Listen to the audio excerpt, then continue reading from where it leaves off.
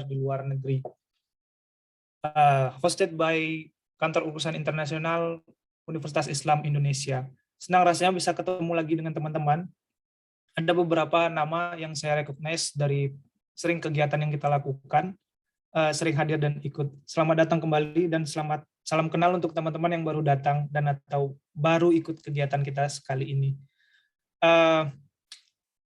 Dalam 2 jam ke depan nanti akan saya hosting. Perkenalkan, saya Ade Rizal. Kalian bisa panggil saya Ade. Saya perwakilan dari Kantor Urusan Internasional UII yang akan menghandle acara ini untuk 2 jam ke depan. Sebelum kita mulai, saya akan membagikan beberapa informasi terkait rule of game dari acara kita hari ini. Yang pertama adalah ketika kalian ingin menanyakan sesuatu hal, kalian bisa pakai fitur raise hand, atau kalian bisa ketik pertanyaan kalian di chat jika kalian nggak bisa hidupkan video kalian kali ya, mungkin permasalahan sinyal atau apa. Nanti kita bisa ngobrol langsung ke salah satu atau semua speakers dan menanyakan hal-hal yang kalian butuhkan untuk selanjutnya. Sebelum beranjak ke agenda kita yang utama, izinkan saya mengundang Direktur Kantor Urusan Internasional Universitas Islam Indonesia, Budian Sari Utami, yang sekarang ada di tengah-tengah kita untuk memberikan sepatah atau 2 patah kata. Budian, screen is yours. Ya, terima kasih Mas Adi. Assalamualaikum warahmatullahi wabarakatuh, teman-teman semua. Selamat siang. Ini di kali ini ya. Semoga semuanya sehat. Alhamdulillah. Kita bisa ketemu lagi gitu ya. Nggak cuma sehat tapi juga bahagia gitu ya. Itu yang paling penting. Alhamdulillah ini pertama kalinya di tahun ini, mengawali tahun kita bikin acara untuk ISMA berbagi gitu ya. Rencananya nanti ada banyak sekali aktivitas itu yang kita sudah planning, kita rencanakan untuk kegiatan ISMA berbagi nanti dari teman-teman ISMA, jadi ISMA Awardee untuk mahasiswa gitu, untuk adik-adik mahasiswa yang belum pernah mengikuti ISMA. Nah, ada beberapa hal yang akan berbeda nanti ya ISMA tahun ini dengan ISMA yang sebelumnya, karena kalau tahun ini akan lebih ketat gitu, termasuk kriteria bahwa mahasiswa belum pernah mengikuti program-program ke luar negeri itu nanti juga akan ditetapkan. Tapi kalau syarat bahasa, kemudian IPK itu masih sama, kemudian semester juga masih sama. Nah, nanti ISMA akan mulai buka bulan Maret, insya Allah. Kita akan infokan juga nanti ya, kalau sudah ada informasi dari kementerian nanti kita akan infokan ke teman-teman mahasiswa. Tapi kami senang sekali gitu ya. Kepengennya sih UI kan untuk tahun 2021 ini menjadi perguruan tinggi swasta yang mengirimkan mahasiswa ISMA terbanyak gitu ya, dibandingkan dengan perguruan tinggi swasta lainnya. Alhamdulillah gitu. Dan untuk tahun 2021 ini pertama kali ISMA digelar, UI mengirimkan 24 mahasiswa ke 15 perguruan tinggi top university itu ya, di jajaran QS 300 top university sampai 500, ada yang 100 top university juga ini Masya Allah. Dari 15 top university itu ke 10 negara. Itu. Dan ini ada 9 program studi ya, teman-teman awardee ISMA ini ada dari 9 program studi. Paling banyak memang dari hubungan internasional nih, ada 8 mahasiswa yang ikut serta. Nanti selain ISMA kita juga punya ICT International Credit Transfer. Kalau yang kemarin memang untuk 10 mahasiswa saja dan pelaksanaannya daring gitu. Sehingga bisa ambil kuliah di UII maupun ambil kuliah di luar negeri gitu ya, di partner university-nya UII. Kalau kemarin di University Malaya dan Papua University. Nah, untuk tahun ini nanti kita lihat juga ya, karena belum ada informasi untuk ICT, tapi kita ada 2 program, jadi program besar itu dari kementerian, yang ISMA itu, yang dengan beasiswa LPDP dan ini full scholarship, kegiatannya mobilitas fisik itu sudah jelas, nanti akan ditambah juga pilihan perguruan tingginya. Jadi kayak MIT itu nanti juga akan masuk di list ya, insya Allah tahun ini masih dalam proses untuk penjajakan dan juga kerjasama gitu. Kerjasamanya tidak dengan UI, tapi kerjasamanya dengan pemerintah Indonesia. Nanti adik-adik bisa lihat dan menyiapkan diri ya dari sekarang gitu seperti apa. Nanti kita dengar cerita dari kakak-kakak Wardi Isma. Gitu. Kemudian untuk ICT, nah ini sekalian karena ICT minggu depan kita juga ada ya untuk talk show-nya setiap hari Sabtu nanti dipandu sama Mas Ade nih. Kita bikinnya talk show aja ya, ringan-ringan gitu santai karena ngobrol. Sebenarnya kalau teman-teman awardee Ismani di sini ya enak ya kita ketemu di sini kita ngobrol bareng gitu, tapi karena masih di luar beberapa yang tapi ada juga sudah di sini di luar kota, nanti ya kita masih melaksanakan secara daring.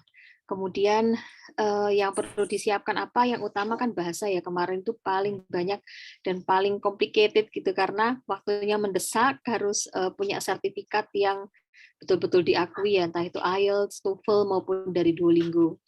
Nah, ini jadi tantangan juga. Nah, adik-adik bisa menyiapkan diri dari sekarang itu terkait dengan bahasa.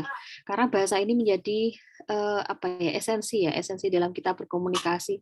Kalau kita nggak bisa menguasai bahasa, ya akan sulit untuk berkomunikasi itu. Nah, bahasa Inggris ini menjadi bahasa yang utama dan itu sudah common language gitu ya. Kalau teman-teman bisa menguasai bahasa lain di perguruan tinggi tujuan, nah itu akan lebih bagus lagi. Misalnya di Hungary, kemudian ada yang di Jerman, di Belanda, nanti bisa juga di Poland itu bisa nanti ditambahkan untuk informasi-informasi itu. Ini Januari ini ada yang akan berangkat juga, ini ISMA yang di defer ya, karena kemarin boardingnya close di South Korea. Nah ini ada satu mahasiswa yang dari UI akan berangkat bulan Januari ini, tapi masih masuk ke awardee ISMA 2021 untuk berangkat ke Korea Selatan itu. Nah harapannya ini kan masih awal ya, nanti tema-temanya akan berbeda-beda, begitu sharingnya juga beda-beda karena tadi ada 15 host university, jadi 15 perguruan tinggi luar negeri, sehingga ini adik-adik nanti bisa ikut lagi acara yang minggu depan ICT, minggu depannya lagi ada lagi sharing ISMA gitu ya, tentang proses pendaftaran dan lain-lain.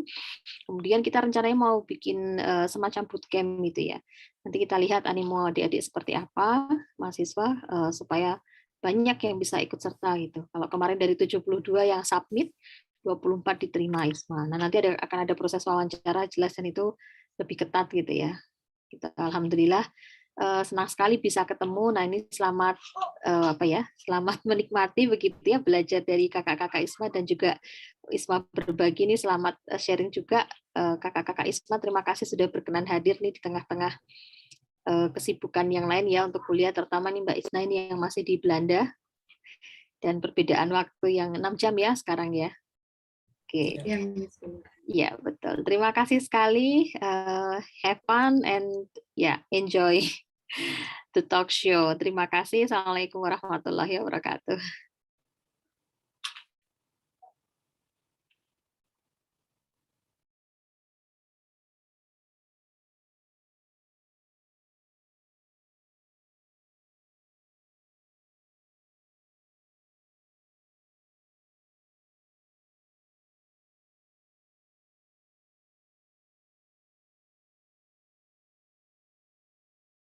Mas Ade, ada.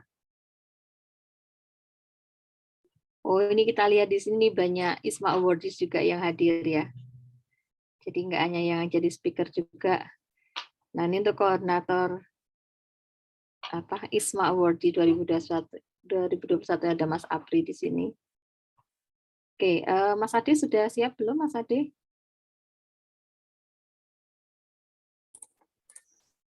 Oke, nampaknya ini ya. Ya, terima kasih Bu Dian. Kaget saya. Everything is okay with you, Mas Ade. Ya, hari libur internet kantor jadi bermasalah juga Bu Dian. Oh, I see. Okay. So it's better to stay at home. Iya. Terima kasih atas opening remarks-nya Bu Dian, dan terima kasih juga untuk teman-teman. Saya mohon maaf karena ada sedikit permasalahan. Berbicara tentang bahasa, izinkan saya dan teman-teman juga Bu Dian untuk berbicara kasual dan tidak formal untuk pembicaraan kita ke depan ya, biar lebih enak dan lebih santai gitu.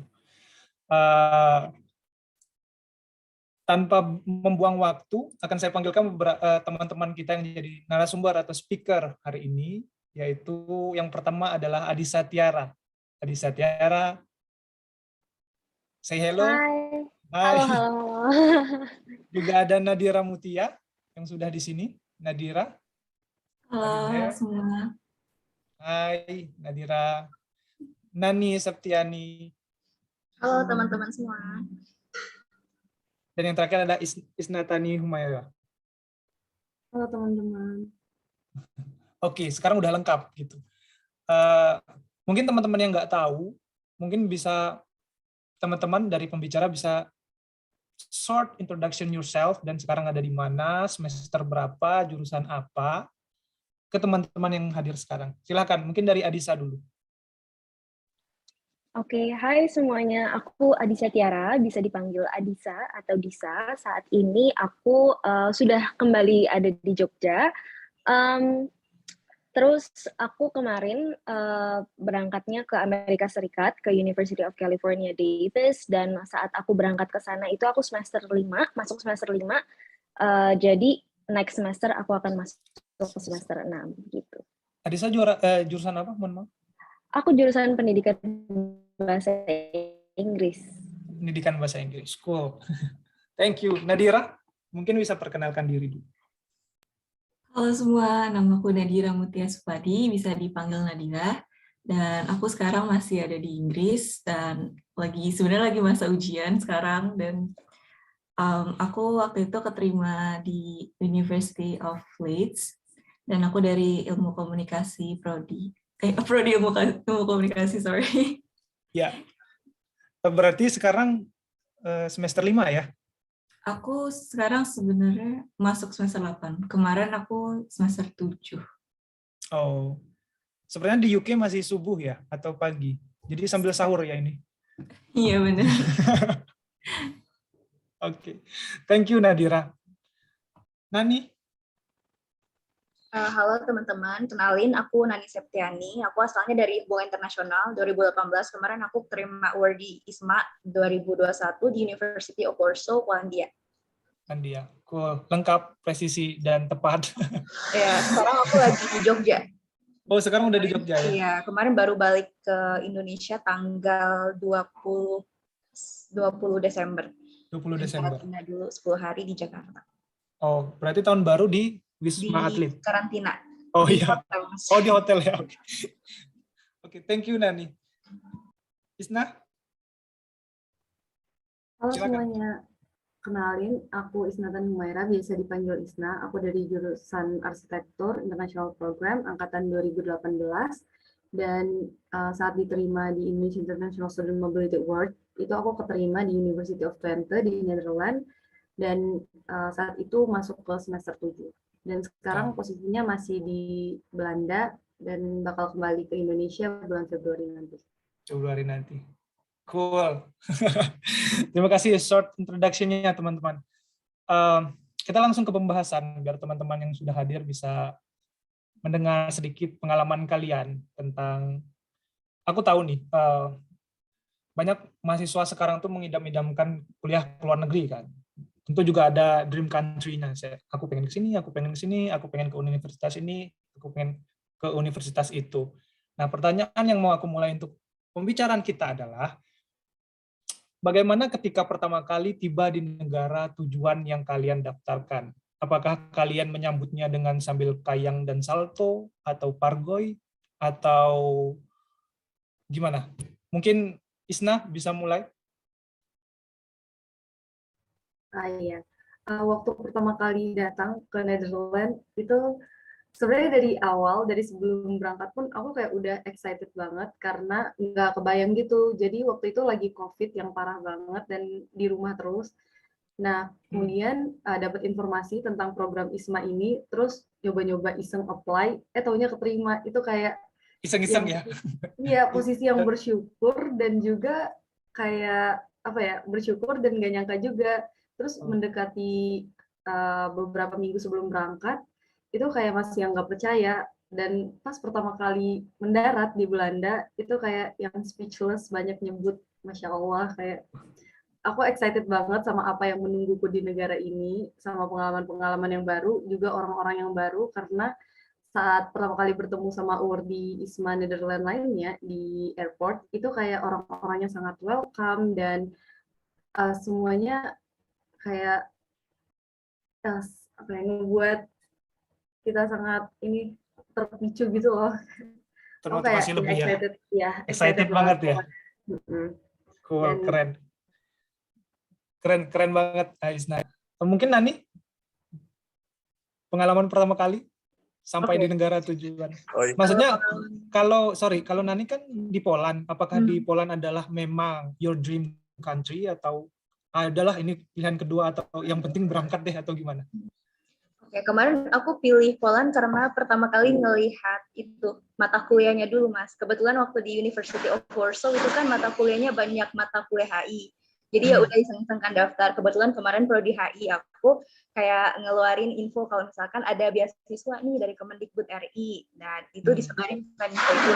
Terus dikasih tahu, terus kemarin iseng-iseng daftar, terus kayak struggling di tes bahasa Inggrisnya sih. Di Duolingo English Test kan, itu awalnya tes dulu untuk dapetin tes sertifikat Inggrisnya.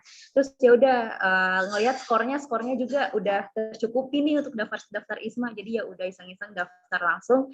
Taunya keterima di University of Warsaw, dan kebetulan itu kayak karena ini mata kuliahnya juga mata kuliah HI, dan walaupun kebetulan program ISMA ini sebenarnya bisa lintas jurusan, tapi aku kebetulan juga pengen nekunin HI, jadi aku pilih University of Warsaw ini, dan gitu, dan keterima.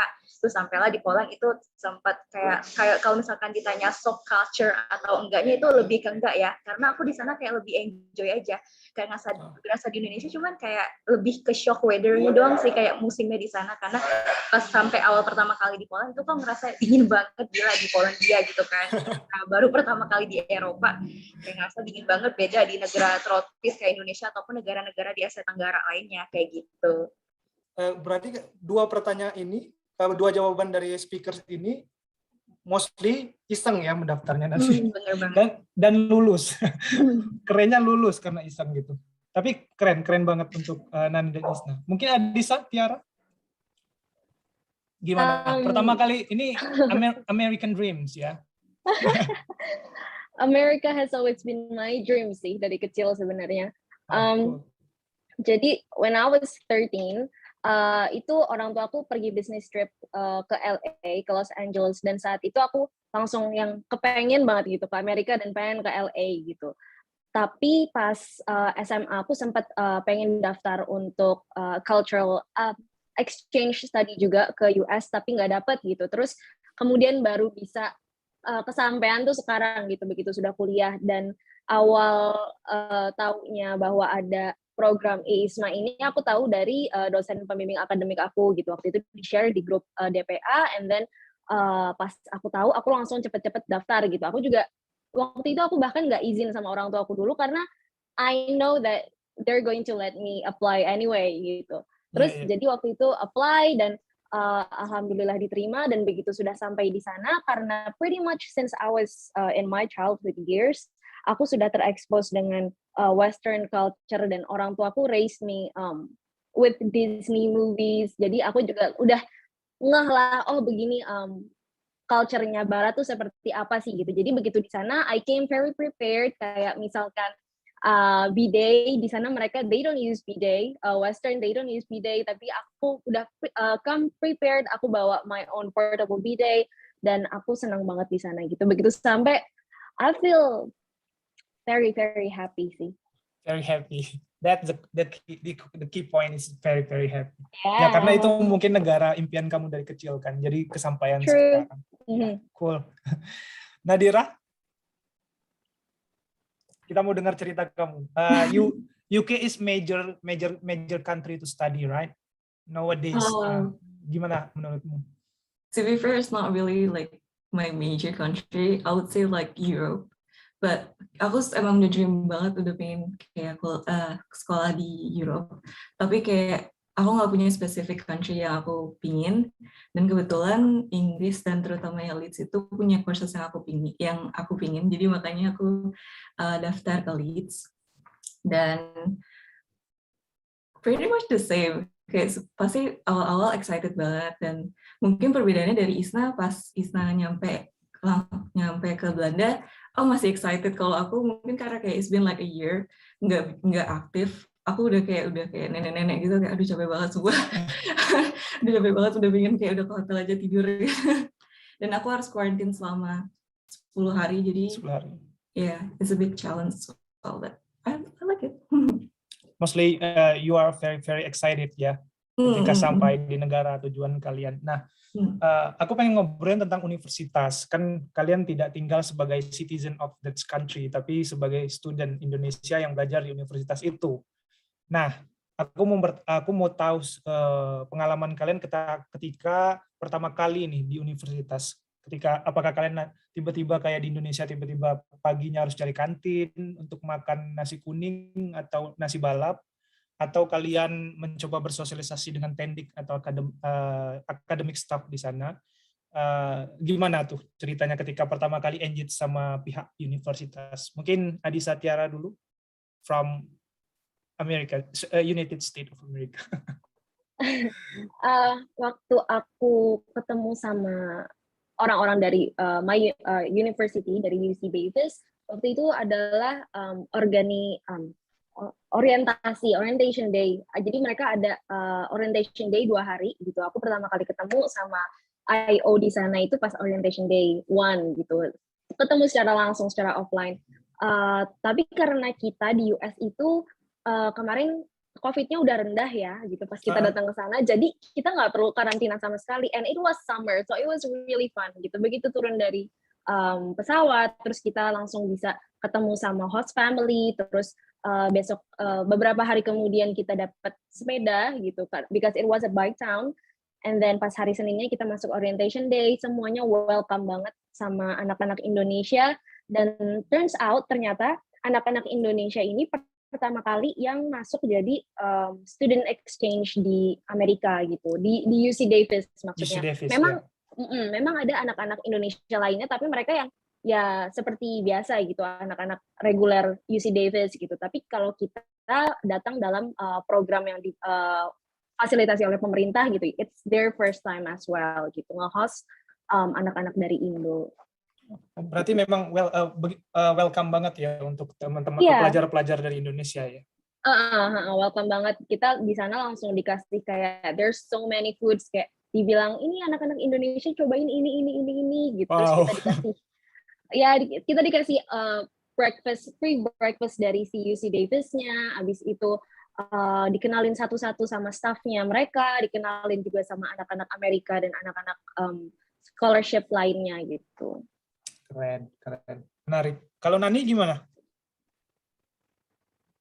Oke, kalau aku sendiri waktu nyampe awal di Polandia untuk makanan sendiri kan kita itu awalnya 7 hari dulu karantin di asrama. Nah itu dikasih makanan Polish food, jadi kayak agak struggling di foodnya doang sih, kayak baru pertama kali nyoba makanan Polandia kan, itu selama 7 hari karantina berturut-turut, dan itu dikasihnya makanan Polandia dan tidak boleh keluar ke supermarket untuk beli snack gitu, nggak boleh kan, karena itu karantina jadi di dalam. Jadi yaudah tiap hari dikasih makanan Polandia, terus kayak hamba gitu rasanya, kayak makan roti, makan sayur, salad-salad gitu, kayak bener-bener baru pertama kali nyobain makanan Polandia waktu itu. Dan overall orang-orang di sana kayak friendly semua dan welcome semua sama foreigners, dan mereka kayak ngelihat anak-anak Indonesia ini kayak semuanya ramah gitu. Terlebih anak-anak Indonesia di asrama itu kan kayak misalkan mereka pinjam sapu dong atau pinjam setrika ke lobi asrama gitu, kayak anak Indonesia di ISMA tuh kayak ngajak ngobrol sama ke resepsionisnya ataupun tukang sapunya gitu. Jadi orang-orang di asrama itu ngelihat kayak misalkan anak Indonesia ini kok mereka friendly banget ya, sedangkan orang-orang di Eropa sana kan pada cuek gitu. Sih. Dan orang ya di university juga gitu, dosennya juga pada friendly, karena ada juga dosen aku di University of Warsaw itu ada mantan ambassador dari Indonesia dulu, dia pernah kerja di Indonesia, dubes dulu di Indonesia Polandia, dan mereka karena dia tahu karakteristik orang Indonesia kayak gimana, karakteristik orang Indonesia yang ramah gitu, jadi dia kayak iya ini Indonesia yang aku kenal dulu, jadi mereka kayak lebih welcome dan kayak lebih seneng aja bergaul sama orang Indonesia kayak gitu sih. Yang bikin aku mes gini, ketika anak-anak Indonesia lagi karantin, kemudian dia ketemu resepsionis atau cleaners di sana, kemudian mereka mulai chit-chat, ngobrol gitu. Ya benar, karena waktu kita karantin itu makanannya kan dikasih di depan kamar tuh. Nah, kadang teman-teman aku yang ISMA Awardee lainnya itu kayak sempat kayak ngobrol gitu, kayak pada kepo gitu kan, gimana sih Polandia gitu-gitu, kayak nanya supermarketnya gitu, di mana kalau misalkan secara umum general kalau misalkan Eropa gitu kurang nanya gitu, kurang kayak mereka lebih banyak diem daripada orang Indonesia yang lebih banyak tanya gitu kan. Gitu aja sih. Makanya mereka suka sih overall. Tapi mostly di Polis sausage dan roti kan ya untuk makan. Iya, benar. Dan itu nggak rasa apa-apa. Semuanya flat. Ya, flat sih. Thank you Nani untuk cerita-ceritanya. Isna? Iya. Gimana kalau di Netherlands? Kita punya kedekatan sejarah di sana. Oh iya, jadi surprisingly regarding that itu orang-orang di sini banyak kan yang nggak tahu tentang sejarah itu. Oh iya. I'll come to it later. Kalau waktu awal datang ke sini itu sama seperti Adisa sama Nani, harus quarantine dulu. Tapi bedanya aku kayak cuma 5 hari doang quarantine-nya. Dan yang aku notice di sini itu orang-orangnya sangat caring. Cuma kayak caring-nya tuh nggak selalu caring gitu, kadang sangat straightforward, kadang caring. Jadi ini particularly student affair yang menyambut kita di Netherlands itu benar-benar super caring, dan kayak mereka always checking up on us like every day pas quarantine. Dan ya aku kayak ngerasa nggak ada culture shock yang gitu-gitu, karena emang orang-orangnya sangat peduli banget. Dan yang lucu itu adalah pada saat karantin ini kita nggak dikasih makan gitu kan, nggak ada meal plan-nya sama hotelnya, jadi cuma pertama doang meal plan-nya. Nah habis itu disinilah sesi bonding sama awardee yang lain. Jadi gimana caranya biar kita semua sama-sama bisa makan, jadi kayak ngumpulin siapa yang punya beras, siapa yang punya ini, siapa yang punya ini. Dan surprisingly ada yang bawa beras dari Indonesia, ada yang bawa makanan kering dari Indonesia, dan itu kita bagi rata semua. Jadi itu pasti Indomie nggak yang... tinggal. Indomie ya? pasti nggak tinggal kan? Indomie pasti nggak tinggal kan? Indomie ada. Pasti banyak. ada. Pasti ada. Ya, jadi sesi bondingnya ada di situ. Karena ini aku sekarang tinggal di international hotel gitu, dan ini ada 16 lantai sampai atas. Nah, jadi saat itu semua kayak awardee saling bekerja sama gitu, kayak nyalurin per lantai. Jadi itu lucu banget karena dari yang awalnya kita nggak kenal, gara-gara sama-sama susah bersama selama quarantine, jadi saling mengenal, terus saling bagi-bagi makanan, terus check up on each other, kayak ya kita ngebangun bondingnya tuh saat quarantine ini. Jadi sesuatu yang disyukuri walaupun sebenarnya menyiksa itu waktu quarantine ini sih. Berarti kalau engage sama staf universitas gimana, Nat? Ya, Isna. Baik banget sih. Staf universitas itu kayak sangat caring banget dan berusaha untuk bikin semua awardee itu sangat nyaman. Jadi karena COVID juga banyak sekali kegiatan-kegiatan yang di-cancel gitu. Tapi sama student affair dan pihak universitas lainnya itu kayak di-arrange kegiatan khusus kita, kayak excursion, kayak gitu-gitu, walaupun pada akhirnya juga di-cancel karena sekarang Belanda lagi lockdown lagi. Tapi kayak kelihatan effortnya kalau mereka sangat pengen ngebuat kita nyaman selama hampir 6 bulan kita di sini. Terus juga yang aku amazed itu pada saat setelah karantin terus masuk kuliah, itu adalah kantinnya. Karena kantinnya itu untuk dosen dan siswa nggak dibedain. Jadi makanannya sama-sama enak. Kan kalau misalnya aku nggak tahu ini poin positif atau enggak, tapi it's also positive in the negative things. Tapi ya sama semuanya setara gitu, jadi ya suka banget. Tapi mostly makanan yang di kantin yang nggak dibedain antara dosen dan mahasiswa itu Western style kan, maksudnya Netherlands style kan? Iya, Netherlands style. Tapi karena kita punya sedikit hubungan yang gimana ya di masa lalu, jadi kayak ada bakmi, terus macam-macam. Iya, kadang ada makanan Indonesia. Terus lucunya itu kokinya itu bisa ngomong bahasa Indonesia. Jadi kalau misalnya banyak anak-anak Indonesia yang lewat lagi ngambil nasi, terus dia kayak asal nyeletuk gitu, enak-enak, ayam, ikan, kayak Jadi nggak percuma kita dekat dulu kan, supaya sejarah. Keren Isna untuk cerita-ceritanya dari Netherlands. How about Leeds, Nadira? Sorry, you muted. Oh, sorry. Yep. Ya, kalau leads menurut aku mereka sangat care banget sama mental health kita. Jadi sebagai contohnya itu waktu aku quarantine 10 hari itu, itu mereka kayak selalu email gitu kayak, oh kamu butuh bantuan nggak, kayak butuh support kayak sesuatu nggak atau gimana. Dan juga kayak waktu quarantine juga mereka ngirim, kan aku quarantine harus di London, sedangkan Leeds adalah kota sendiri. Itu mereka ngirim kayak box of fruits gitu dari Leeds ke hotel gitu. Jadi aku kayak dapat extra fruit dari mereka gitu. Jadi benar-benar kayak mereka benar-benar peduli. Dan kalau Adisa kan dapat kesempatan orientation yang kayak physical gitu kan, sedangkan aku enggak. Jadi aku benar-benar kayak baru aku sampai ke Leeds itu Minggu malam, dan hari Seninnya itu aku udah langsung ada kelas. Jadi aku langsung kayak haha. Apa tuh maksudnya? Haha tuh apa maksudnya? Jadi kayak aku sebenarnya, jadi kan ISMA itu sebenarnya punya modul katalog yang udah di approve sama mereka, tapi kebetulan Leeds itu ada, karena ada COVID ini, jadi modulnya beberapa ada yang di cancel, jadi dipindahin ke semester depan, sedangkan kita nggak bisa. Jadi kita harus nyari modul lagi, dan aku tuh nggak tahu kayak modul ini kita harus kayak gimana, dan harus ngambil modul tahun pertama doang atau tahun keberapa, dan kita nggak tahu kode-kodenya. Dan aku kan milih sesuai dengan passion aku, dan ternyata aku ada milih buat tahun kedua, jadi agak berat gitu. Dan hari pertama itu aku langsung seminar, sedangkan aku belum pernah seminar sama sekali, jadi aku kayak haha. Lebih ke haha itu sebenarnya kayak Baru paham soalnya. Tapi dosennya sangat baik. Oke. Berarti aku mau loncat langsung ke tadi kayak Isna memberikan beberapa strategi atau apa ya, how to adapt dengan tantangan yang mereka hadapi kayak makanan. Tapi walaupun Isna tadi belum ke part of the education-nya. Cuma Nadira punya strategi khusus untuk itu, untuk mata kuliah, kemudian learning proses di kelas atau tugas dari dosen. Ada strategi khusus nggak buat beradaptasi selama di Leeds? Beradaptasi in terms of learning style. Learning style and habit, behavior, ya. I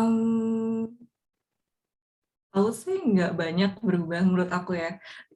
Karena aku dari Indonesia juga udah suka tipe yang, oh aku udah belajar dulu topik yang akan dibahas di kelas itu seperti apa. Sebenarnya lebih emphasize seperti itu. Dan di sini kuliah itu ada seminar sama lecture, yang lecture itu dimana kayak, oh basically kalian cuma mendengarkan dosen kamu ngajar, sedangkan seminar itu kalian benar-benar di-challenge buat kayak, oh pendapat kamu tuh gimana, kamu tuh benar-benar harus kayak critical thinking tentang topik ini. Dan itu menurut aku sebenarnya agak challenging ya? Iya, challenging banget, karena menurut aku di Indonesia kayaknya belum di-emphasize banget, dan menurut aku itu penting banget. Oh, cool. Berarti ketika seminar kita arguing each other, kemudian mempertahankan defense our argument ya? Enggak, ya boleh defense ya boleh ya. Berarti kamu strateginya kamu belajar terus maksudnya belajar sebelum hari H. That's your strategy. Keren. Kalau Adisa di UC Davis gimana? Atau kamu let it flow atau kamu cari wangsit? Kalau di UC Davis itu sebenarnya ya, karena kampusnya sendiri desainnya adalah recreation gitu, jadi aku nggak yang stres gimana gitu sih ngebawa kuliahnya. Itu it's so fun, kayak keluar dari gedung itu langsung taman, banyak banget taman buat piknik segala macam. And cara aku belajar pretty much tetap agak sama kayak pas aku di UI. Jadi aku semuanya nyiapin dari sebelum hari H gitu. Nah, tapi kalau misalkan di Nadira ada namanya seminar, di aku ada namanya discussion class. Nah, untuk discussion class ini persis kayak seminar gitu. Jadi dia berinteraksi dengan, kalau misalkan aku itu nggak langsung ke profesornya, tapi ke TA, teaching assistant di sana, asdos gitu. Nah, kalau pas lecture tetap sama, kita ngedengerin dosennya ngomong apa gitu, profesornya ngomong apa, dan mereka ngejelasin segala macam, and then there's going to be like another day, another schedule. Di situ ada discussion class, kita bisa tanya jawab sama teaching assistant, kita juga ada Discord untuk tanya jawab sama teman-teman kita dan diskusi di sana.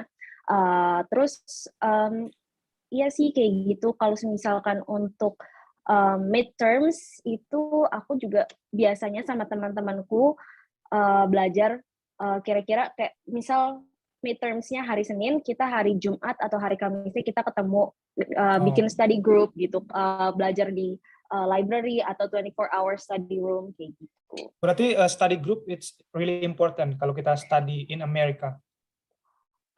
It's important, yes, karena kalau yang aku sadar perbedaannya antara di Indonesia dan di Amerika adalah ketika di Amerika itu semuanya individualistis banget gitu. Ketika sudah hari H gitu, kamu nanya misal di Indo ada sepik-sepik nanya apa, bisa dikasih sama teman, bisa dikasih jawabannya gitu. Tapi kalau misalkan di US, there's no way that they're going to give you their answers gitu. Mereka akan langsung mikir, ya you do you, I do me gitu. Jadi nggak bakal dikasih jawaban atau dibantuin yang gimana-gimana gitu.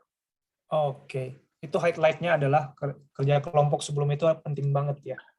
Iya gitu, karena di situ kamu dapat opportunity untuk benar-benar nanya sampai akar-akarnya apa yang kamu nggak ngerti.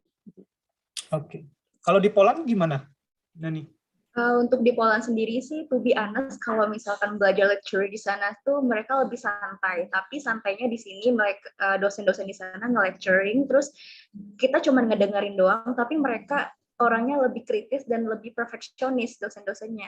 Contohnya kita diberikan satu proyek esai ataupun seminar proposal gitu, itu mereka salah satu kayak typo ataupun kayak ada paragraf yang salah, itu mereka langsung salahin semua gitu, dan kamu harus benerin semua itu kayak gitu. Nah, mereka kayak lebih kesantai ngasih tugasnya kayak satu tugas, cuman mereka lebih perfeksionis banget di tugas itu kayak gitu. Dan sama sih kayak Nadira, dan kita lebih banyak kayak seminar mendengarkan dosen ngejelasin kayak gitu. Terus ada kayak proyek, terus ada discussion juga, dan terakhir itu ada debate.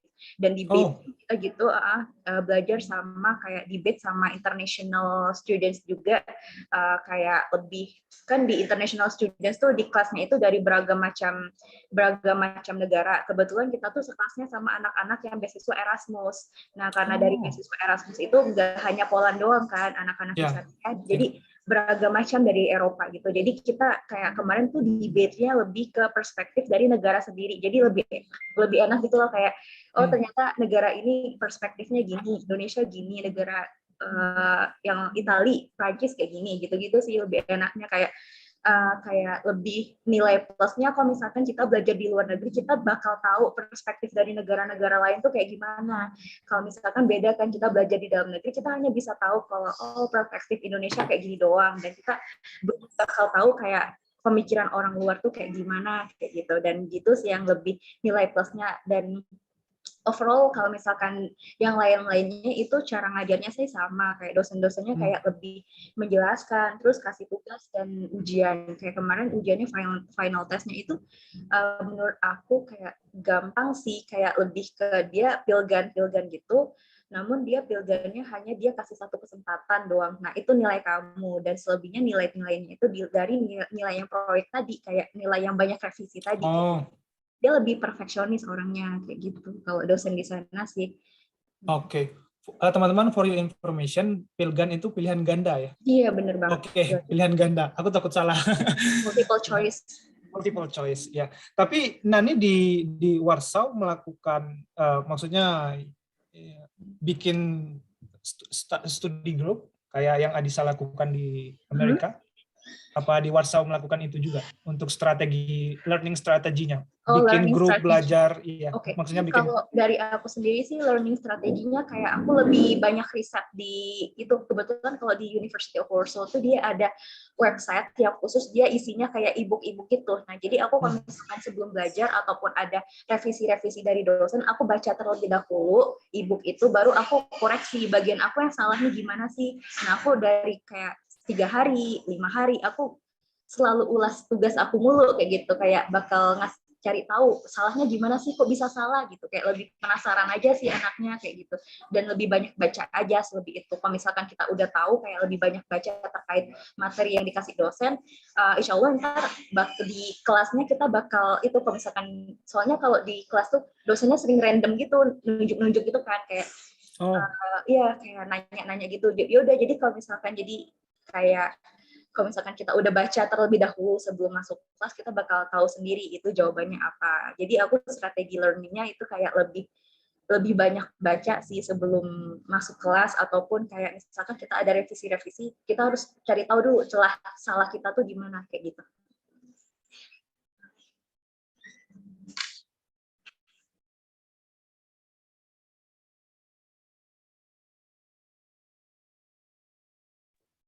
Oh, ini nampaknya nih Mas Adi nge-freeze lagi. Oke, saya backup sebentar ya. Sambil nunggu Mas Adi, ini ada pertanyaan nih. Ini kira-kira seberapa ambisius nih teman-teman luar ketika belajar dan di kelas? Kena pressure nggak? Tadi udah belum ya? Belum Bu, itu dari Akmal baru. Oke, good. Nih Akmal nih rajin banget, luar biasa nih Akmal. Mungkin Next, bisa dijawab dulu teman-teman pertanyaan dari Akmal, ngomongin belajar, kira-kira seberapa ambisius teman-teman luar ketika belajar di kelas, dan kalian kena pressure nggak selama belajar di situ? Mungkin Adisa Fris. Ini maksudnya, ya, halo? Ya. Ini maksudnya pertanyaannya teman-teman luar negeri ya? Iya. Teman-teman di luar negeri itu mereka mungkin karena yang tadi seperti yang aku sudah bilang, mereka sangat individual, jadi mereka juga punya goals, dan they are very motivation driven, very goals driven. Dan kalau dibilang ambis, iya mereka sangat ambis gitu. Aku merasa kayak ngebandingin dari aku yang belajar di UII dengan aku yang belajar di US, aku ngerasa kayak lingkunganku ketika di UII itu bikin aku juga agak lebih laid back gitu. Tapi begitu aku udah di US, aku juga jadi kayak awalnya ngejar-ngejar banget gitu. Tapi terus begitu aku udah paham, okay, this is how they work, this is how they study, aku jadi lebih, aku bisa menempatkan diri aku sebagaimana teman-teman aku yang di luar negeri ini belajar gitu. Jadi aku juga lebih goals driven lagi begitu aku sudah di US. Terus kalau untuk pressure, awalnya iya kena pressure gitu, karena kita udah nggak sekolah offline for like 2 years, terus tiba-tiba kita nyemplung ke negara orang jauh banget gitu, Amerika, terus tiba-tiba harus masuk offline gitu, dan ada di lingkungan yang baru gitu, dengan cara kerja yang juga baru gitu. Jadi iya awalnya pressure banget gitu, dan itu nggak hanya dialami oleh aku, I'm sure that these my friends juga pasti merasakan hal yang sama gitu, dan teman-temanku di UC Davis juga merasakan hal yang sama. Kita juga jadi curhat-curhatan, kayak berat banget ya, iya ternyata ya memang karena adaptasi gitu, dan adaptasi is never easy gitu, but you'll get there gitu, apalagi ada teman-teman yang bantu. Keren. Let's gimana Nadira? You have same ways to adapt and based on our questions tadi. Bahkan kayak mirip banget sama apa yang kata Adisa bilang sih. Kayak teman-temanku juga menurutku awal sangat ambisius, dan itu kayak nge-motivate aku buat juga, mereka kayak gini nih, aku nggak boleh kalah nih gitu, nggak boleh ketinggalan. Tapi awalnya mungkin kena pressure, tapi lama-lama kayak nggak apa-apa kok, karena semua orang punya pace masing-masing, jadi kayak tenang aja sih. Oke, keren. Isna? Kalau untuk aku mungkin sedikit beda dari yang Disa sama Nadira katakan. Orang-orangnya beberapa teman-teman luar itu tentu ambisius, kayak mereka sangat aktif bertanya di kelas, dan juga they dare to speak up. Jadi kayak beneran, bahkan kalau hal-hal kecil itu kayak profesornya disanggah, bahkan tentang alien pun yang out of nowhere masuk ke topik pembelajaran kita, itu kayak mereka tetap nge-speak up apapun yang ada di pikiran mereka gitu. Nah, tapi uniknya, jadi di Belanda itu salah satu culture shock aku adalah mereka yang sangat work-life balance. Jadi orang-orang di sini itu kayak nggak terlalu, mereka ngejar akademik, tapi kayak at the same time mereka juga kayak sangat menghargai quality time mereka bersama keluarga atau sama teman-teman. Jadi kalau misalnya lagi weekend itu kayak anti banget sama yang namanya kerja kelompok atau grup proyekan bareng. Itu nggak ada sama sekali di sini kayak gitu. Dan apa ya, orang-orangnya itu jadi entah kenapa aku nggak tahu ini di Univku aja atau enggak, tapi setiap bertanya bahkan ke profesornya itu whether you pass or you fail. Jadi nggak ada yang benar-benar apa ya nilai tinggi banget gitu. Ya udah, jadi kalau selama kamu pass itu berarti ya udah you did a great job. Dan di sini tuh kayak latar belakang universitas terus kayak nilai itu sama sekali apa ya nggak dipandang gitu. Intinya kayak mereka sangat secure mereka bakalan dapat job di kemudian hari. Dan company di sini dari yang obrolanku bersama teman-teman lain di sini itu kayak mereka nggak ngelihat latar belakang universitasnya ternama atau enggak, kalau nggak berapa nilainya dulu, GPA-nya berapa, itu kayak nggak benar-benar dianggap. Jadi kayak oh ya udah you have that degree so okay, kayak well, we will hire you, kayak nggak ambisius tapi kayak in a good way somehow itu kayak balance antara akademiknya dan ya. Tapi menurut Isna, is it a good for you or kamu lebih prefer ke? Indeed good. Awalnya agak surprise karena apa ya, kalau orang-orang di Indonesia, dan justru yang bikin ke pressure itu teman-teman sesama awardi ISMA. Jadi iya, orang-orangnya sangat ambisius, bahkan ngalah-ngalahin bule-bulenya ini.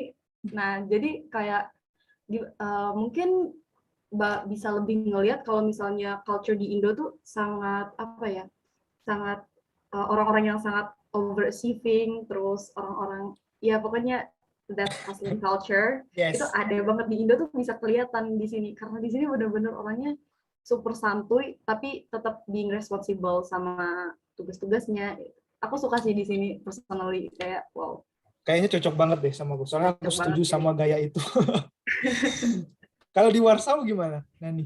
Kalau di Warsaw sendiri sih aku lebih ke pressure iya, sama insecure juga iya. Kenapa? Karena kalau di Warsaw iya benar yang Tani tadi bilang kalau misalkan dia lebih kayak, dan pressure-nya ke lebih yang awardee ISMA itu. Iya benar banget, mereka lebih pintar daripada bule-bule yang itu kan. Dan bule-bule juga itu kadang mereka lebih aktif di kelas, dan itu lebih bikin aku insecure sih, karena tapi it become my pressure dan it become my new habit in my life gitu. Karena ada pressure itu bisa can be building my new life gitu, karena itu bisa menjadi good habit aku, karena dengan adanya pressure itu aku lebih banyak baca gitu, ataupun mencari tahu hal-hal yang baru kayak gitu. Karena waktu aku ke pressure karena orang-orang yang aktif di kelas itu, karena aktif di kelas itu aku lebih habit aku berubah, kayak aku banyak baca buku sebelum pergi ke kelas, aku lebih sering revisi yang dosen-dosen koreksi itu, dan itu lebih membangun aku menjadi pribadi yang lebih baik lagi gitu. Dan kedua yang tadi insecure sama awardee ISMA tadi, ya benar mereka kayak lebih aktif gitu juga, dan itu juga bisa membangun diri aku lebih baik lagi, dan itu memacu aku kayak wah aku nggak boleh kalah nih sama mereka, karena kan ini awardee ISMA juga, nggak mungkin kan karena kita sama-sama awardee ISMA ya harus balance lah gitu ilmu pengetahuannya, apalagi kita sama-sama dari Indonesia gitu kan.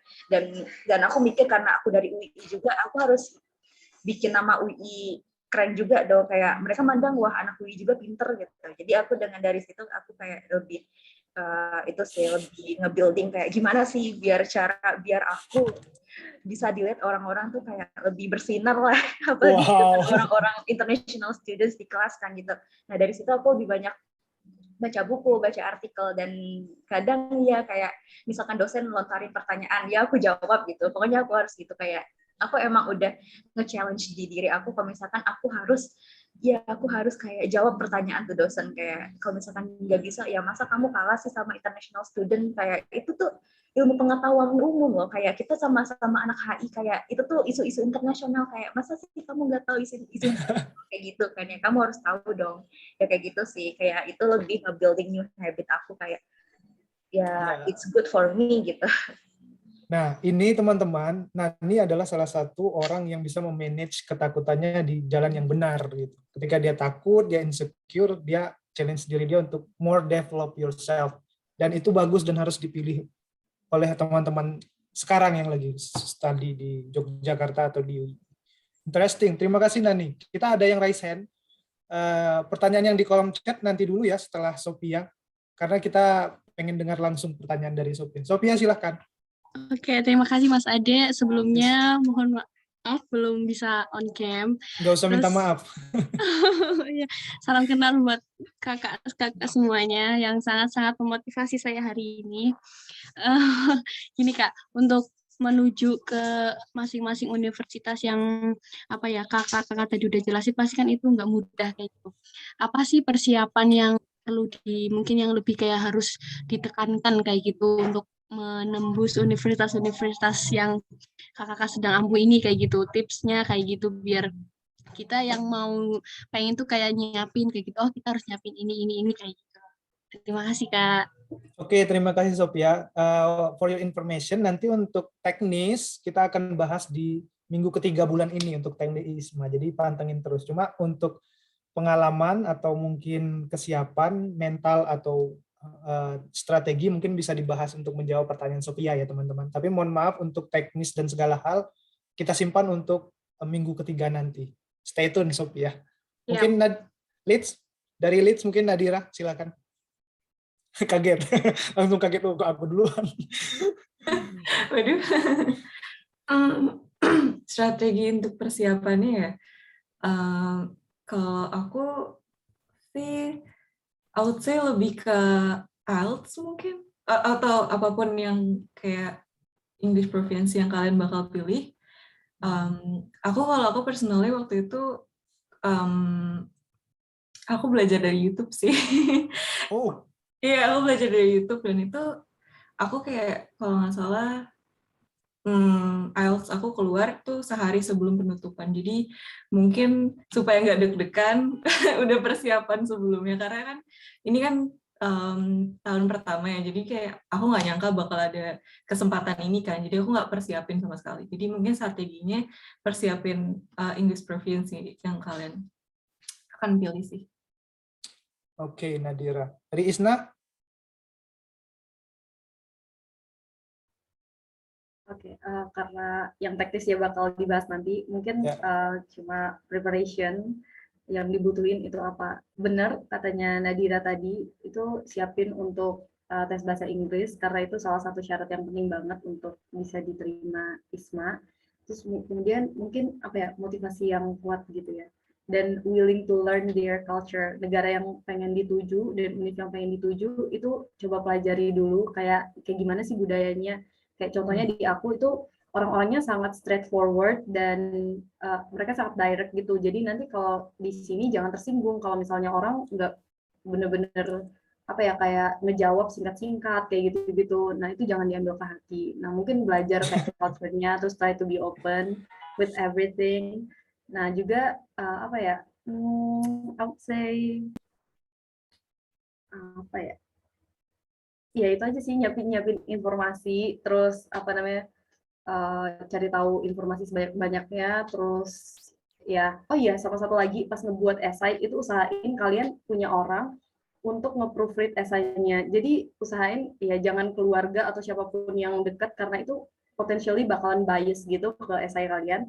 Jadi mungkin profesional seperti contohnya dosen atau mungkin di UI juga kayak kemarin kalau nggak salah ada itu untuk kayak nge-proofread gitu. Yes. Nah itu juga bisa.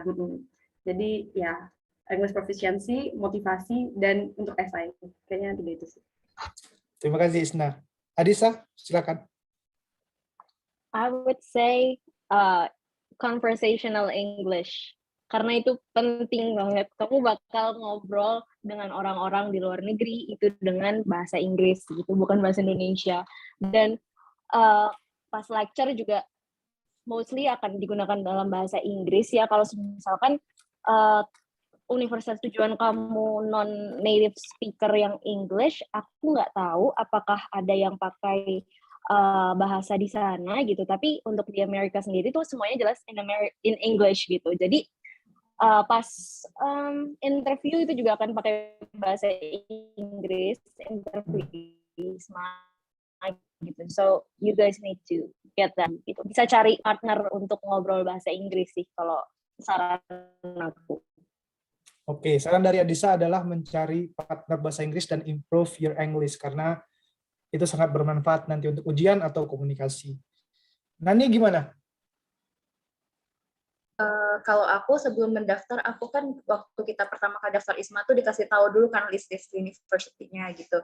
Nah, waktu dikasih list university-nya, aku sadar diri gitu karena aku nggak terlalu tengah, nggak terlalu atas juga terus nggak terlalu bawah juga. Jadi aku tengah-tengah, terus aku cari yang paling middle rate lah gitu. Oh, Polandia, kalau misalkan Oxford, kalau ataupun Korea gitu kan, aku mikir, oh bakal banyak nih yang bakal apply ke sini. Kayak gitu sih, kayak lebih menerka gimana sih kayak ngatur strategi biar kita tuh bakal lolos gitu.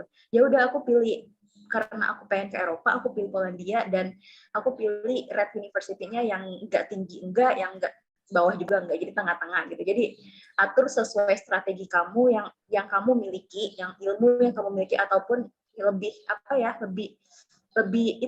lebih aware terhadap diri sendiri, gimana sih sebenarnya diri kita ini terhadap kita tuh sebenarnya cocok di university apa sih. Kalau misalkan kita orangnya kalau misalkan kita gimana ya, kalau misalkan kita lebih milih negara ataupun kampus yang lebih populer kayak gitu kan, itu termasuk lebih banyak juga yang milih. Nah itu tuh bakal kemungkinan kecil lolosnya. Aku lebih mikir ke sana. Nah itu pertama. Terus yang kedua itu ya benar yang tadi dibilang, itu sertifikat bahasa Inggrisnya itu makanya itu harus disiapin dari sekarang, sertifikat bahasa Inggrisnya, dan itu harus melebihi dari minimal yang dibutuhkan syaratnya. Dan yang ketiga itu esai, benar banget itu esainya kita harus meyakinin banget tuh kenapa kita harus daftar ISMA dan kenapa ISMA harus menerima kita kayak gitu.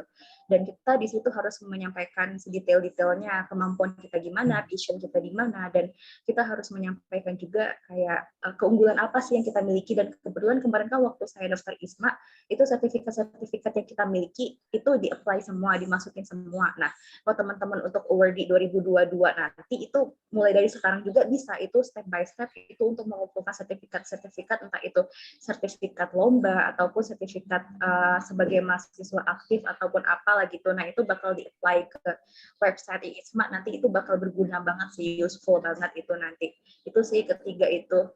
Yang terakhir sih wawancara, dan itu kita harus lebih.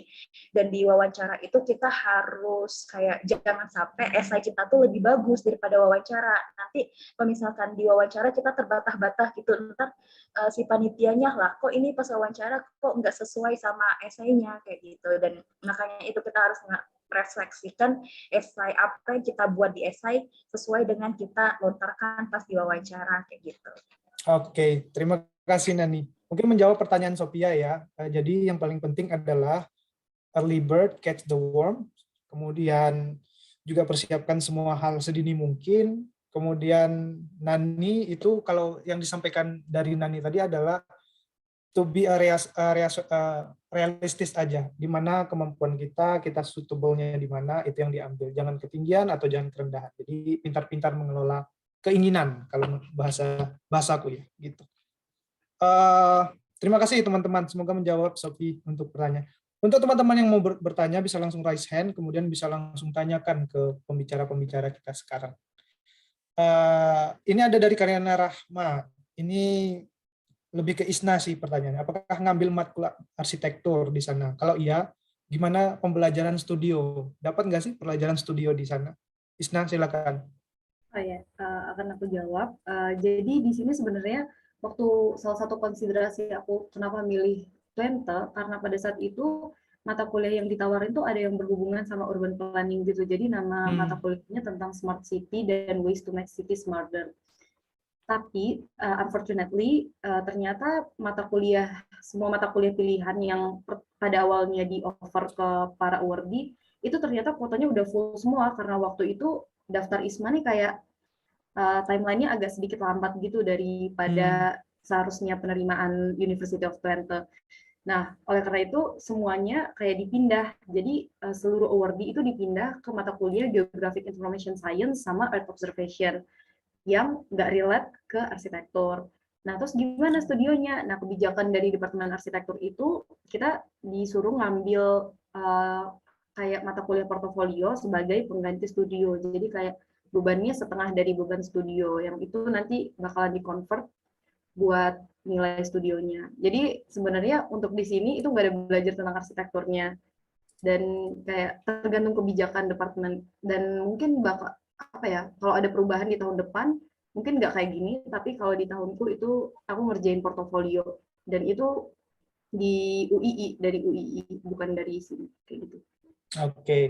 Tolong menjawab pertanyaan dari Karina ya, teman-teman. Terima kasih, Isna. Aku mau lanjut ke pertanyaan kita. Kita masih ada beberapa menit lagi sebelum selesai. Mungkin sekitar 30 atau 40 menit lagi. Aku mau tanya, tadi aku dengar Nani sepertinya yang di Poland, itu jalan-jalan ke Switzerland. Ke Swiss ya berarti. Nah, aku mau nanya kegiatan kalian di luar kuliah. Kalian ngapain aja? Kan nggak mungkin kuliah doang dong, lagi di luar negeri, di Eropa, di Amerika, nggak ngapa-ngapain. Mungkin kita ke yang sendirian aja, yang di benua Amerika. Adisa, gimana? Well, aku pas di US, selain kegiatan akademik, of course aku nggak cuma di rumah doang. Aku ikutan ini kegiatan fencing. Jadi fencing itu anggar, you guys know anggar yang pakai yang kayak petani lebah, terus bawa pedang. Nah itu. That's what I did. Nah terus selain itu aku juga jalan-jalan sama teman-temanku karena kebetulan dan alhamdulillah juga LA dan SI kita, living allowance kita cukup lebih gitu. Jadi dan kita semuanya dikasih dari sejak awal kita sebelum pergi ke US gitu, dan itu langsung buat 4 bulan itu langsung ditransfer dalam satu waktu itu. Jadi memang banyak banget gitu, dan kita udah bisa budgeting. Kelebihannya adalah kita bisa budgeting sampai akhir kita di US tuh udah ketahuan semua gitu dananya. Terus jalan-jalan, kalau aku pribadi aku ke Los Angeles, terus ke San Francisco, ke Napa Valley, terus temanku ada juga yang ke New York, terus kita juga piknik gitu ya bareng sama anak-anak internasional lainnya, ada juga Halloween party, terus mereka juga ngadain kayak potluck kayak gitu. Terus aku pribadi selain fencing, aku juga nge-gym. Jadi di sana itu enaknya adalah mereka nih punya satu building namanya Arts and Recreation Center. Nah, itu tuh satu gedung sendiri gede banget, isinya tuh buat gym, terus buat fencing, terus ada studio ballet, studio buat dance selain ballet juga ada, terus there's so many things yang bisa dilakukan di art itu, badminton, tenis, itu juga banyak lapangannya gitu. Lapangannya tuh nggak cuma 1 atau 2, tapi ada sekitar 10 atau 15-an. Wow. Keren Adisa. Berarti selain kamu anggar dan apa sih tadi? Dancing ya? Kamu selain anggar ngapain tadi? Gym. Gym. Oke. Selain nge-gym, kamu juga travel around the Amerika untuk lihat seberapa besar negaranya ya? Iya, aku hiking di Griffith Observatory di LA, terus juga bonding sama host family karena aku kan tinggalnya nggak di dorm gitu. Aku tinggalnya sama lokal sana. Ke Green Canyon? Belum sampai? Nggak ke Green Canyon? Di Texas ya? No, not yet. Not yet ya, oke. Soon. Belum. Terima kasih Adisa untuk ceritanya. Kita ke Leeds. Nadira, apa yang kamu lakuin selain kuliah di UK? Kayaknya sih bakal sama kayak teman-teman nih, paling jalan-jalan. Itu penting banget. Actually, I just got back from Manchester yesterday. Jadi teman aku itu, aku bonding banget sama flatmate aku. Dan kebetulan teman aku ini dari Hong Kong, dan dia itu kita dekat gitu kan. Dan dia, aku kan gak bakal ada di sini pas Chinese New Year, jadi kita mau celebrate Chinese New Year duluan dengan makan dimsum ke Manchester. Kita bela-bela ke Manchester cuma makan dimsum doang. Terus di Leeds itu kalau misalnya kalian suka society, di sini tuh banyak banget acara-acara gitu, dan mereka setiap hari Senin itu kayak ada namanya Global Cafe yang dimana kayak basically kalian kalian bisa ngeteh, ada cookies, kayak sweets gitu, kalian bisa ngobrol sama orang-orang yang kuliah juga di sini, dan itu bisa dari kayak aku ketemu orang yang lagi S3, S2, dan juga ada yang kayak first year juga, terus pokoknya kayak banyak banget itu. Terus ada The Edge, itu juga gym sama kayak Adisa. Itu penting. Oh, penting. Seberapa penting? Nah, seberapa penting? Kita butuh tahu nih, gym kenapa jadi penting bagi kalian? Well, I would say I'm very happy here, and then like I'm a foodie, so like I eat a lot.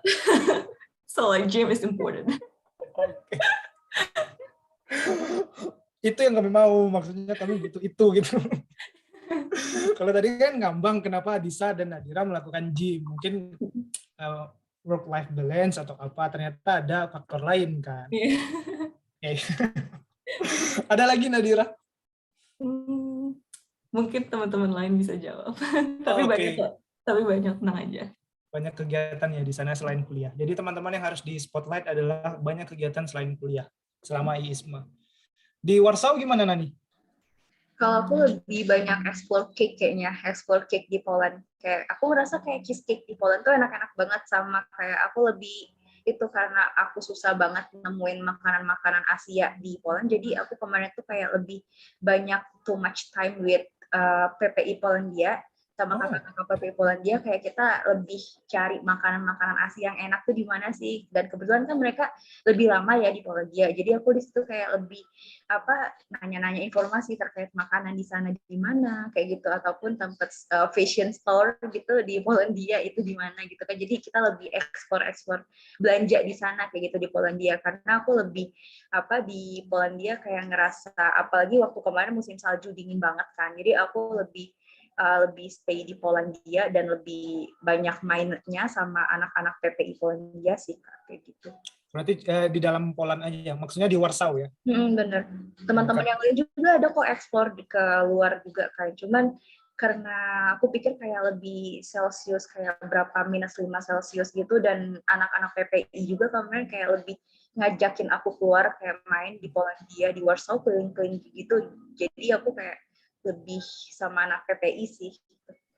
Oke, berarti interaksi sama PPI juga salah satu kegiatan dari teman-teman IISMA. Terima kasih Nani. Isna, di Netherlands, apakah berkunjung ke Palace atau kemana?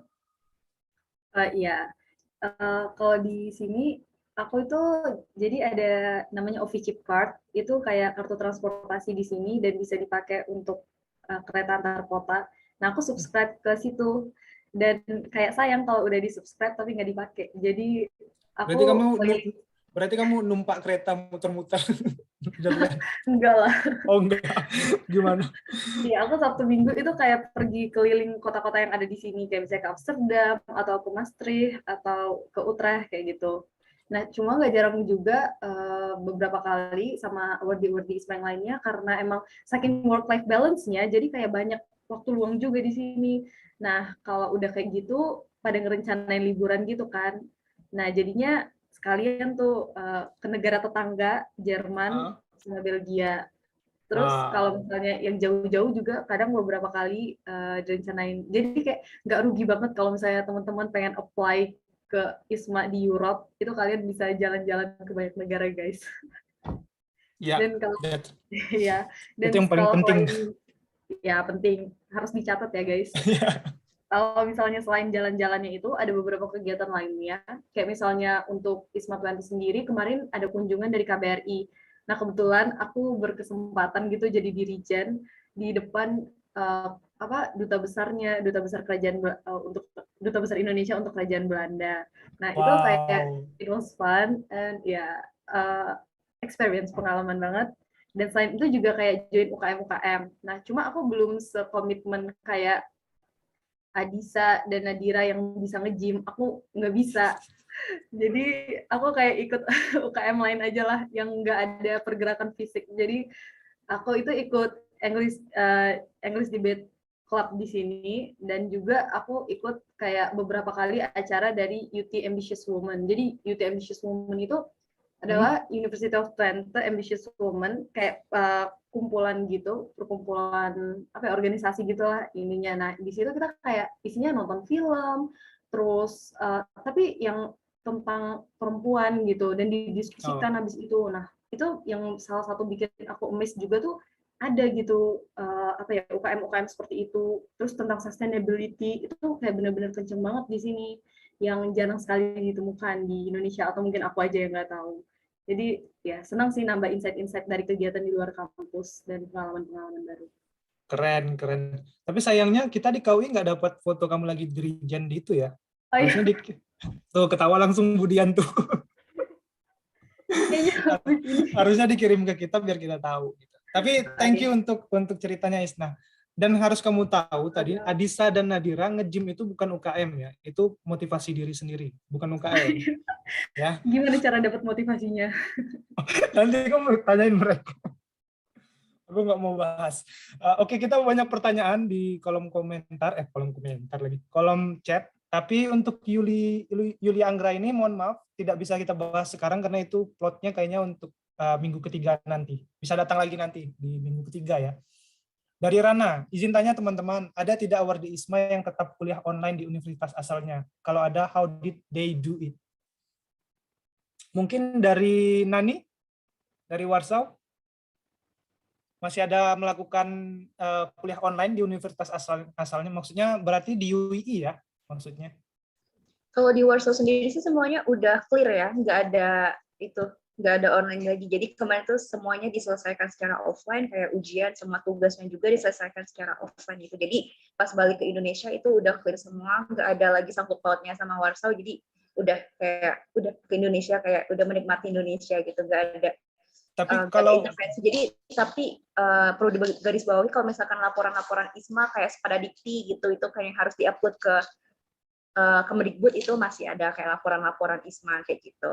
Tapi untuk kelas nggak ada ya? Maksudnya kelas HI yang di UII? Oh, kelas HI, UII, nggak ada. Itu nanti lanjut di semester 8, Mas. Oh, berarti selama ISMA kamu nggak melakukan kelas di... Enggak. Oh, enggak. Oke. Teman-teman yang lain, Adisa? Kalau aku waktu itu tuh ada salah satu, aku me personally, aku nggak ada pelajaran atau mata kuliah yang dari UII yang masih aku lakukan ketika aku sudah di US. Dia sempat ada satu kegiatan non akademik gitu, tapi diwajibkan oleh universitasnya mereka di ITB, dan itu mereka harus ikuti juga pas mereka masih di US gitu.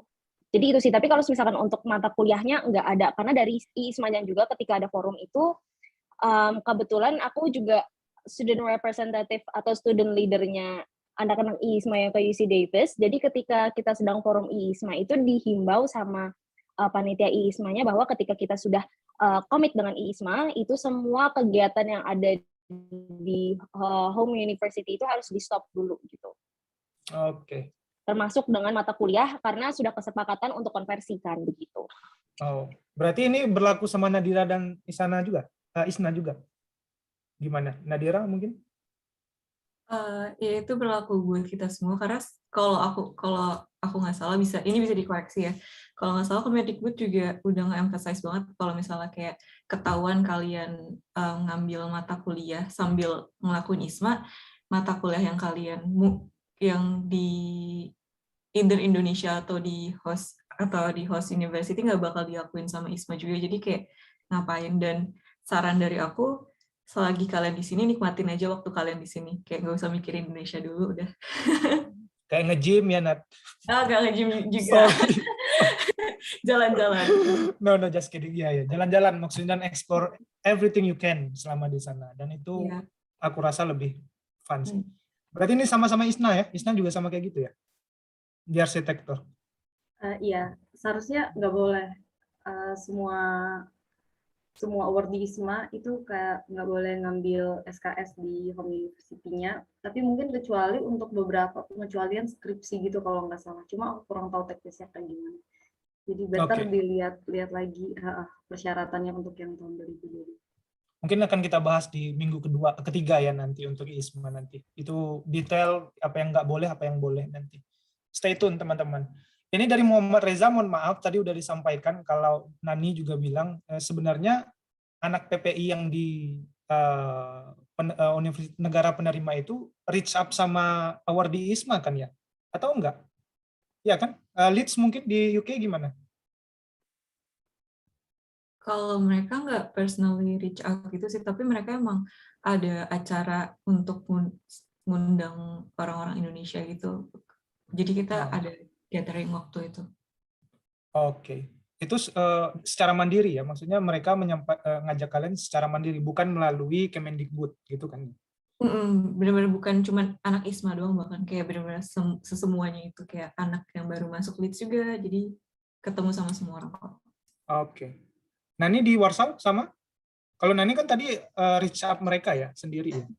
Kalau kemarin tuh cara nge-reach out-nya, kemarin kebetulan ada gathering sama KBRI. Jadi KBRI kemarin ngundang awardee ISMA sama PPI Polandia. Jadi kita kumpul bareng kan gitu. Nah dari situ kita kayak sharing kontak gitu, kontak WA kayak sharing-sharing kontak gitu. Terus ya udah kayak mereka kakak-kakak PPI itu kayak pada ngajak ketemuan gitu-gitu, ngajakin jalan-jalan gitu sih. Okay. Dari berawal dari gathering dari KBRI itu. Memang berawal dari gathering. Kalau di Netherlands, di sana, Isna, sorry.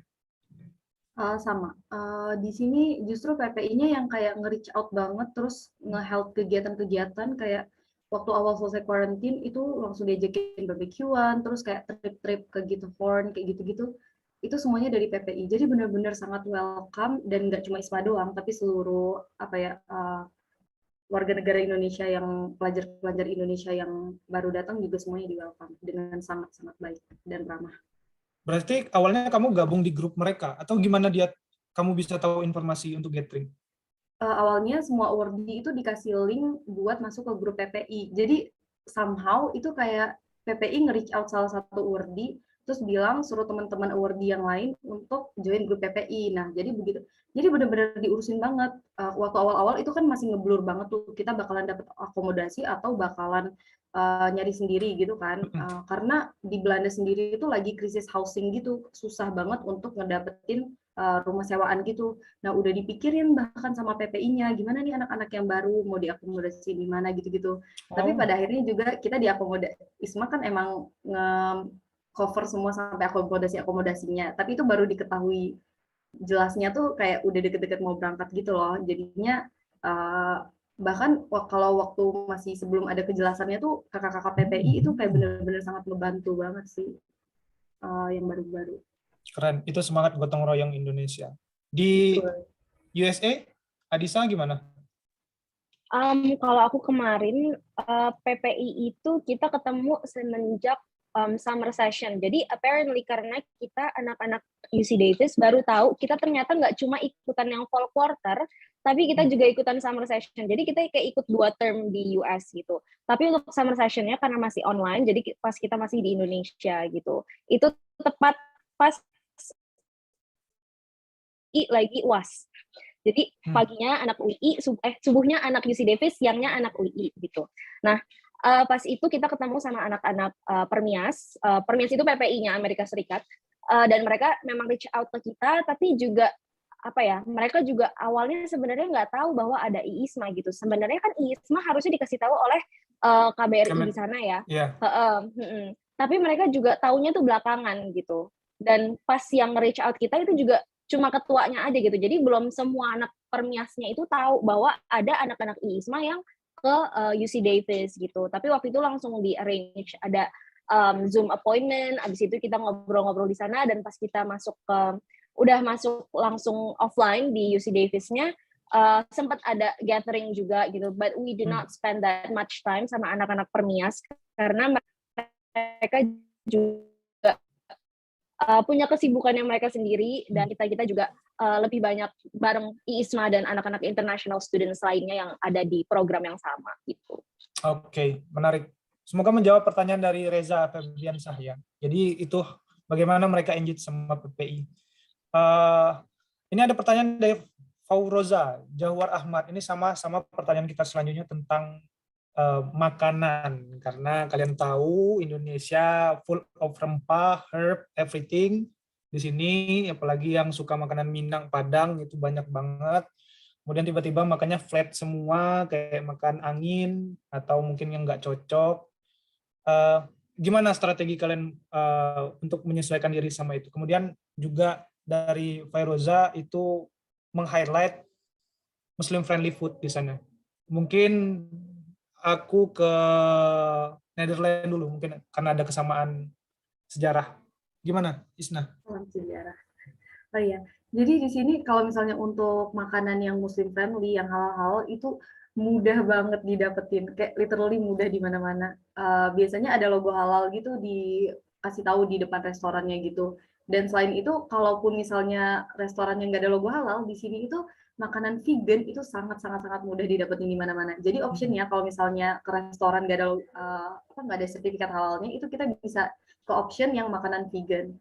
Nah, terus kalau untuk yang kurang berasa atau kayak gimana gitu, aku waktu awal-awal juga kesini bawa bon cabe sama sambal ABC kayak karena itu harta paling berharga gitu kan.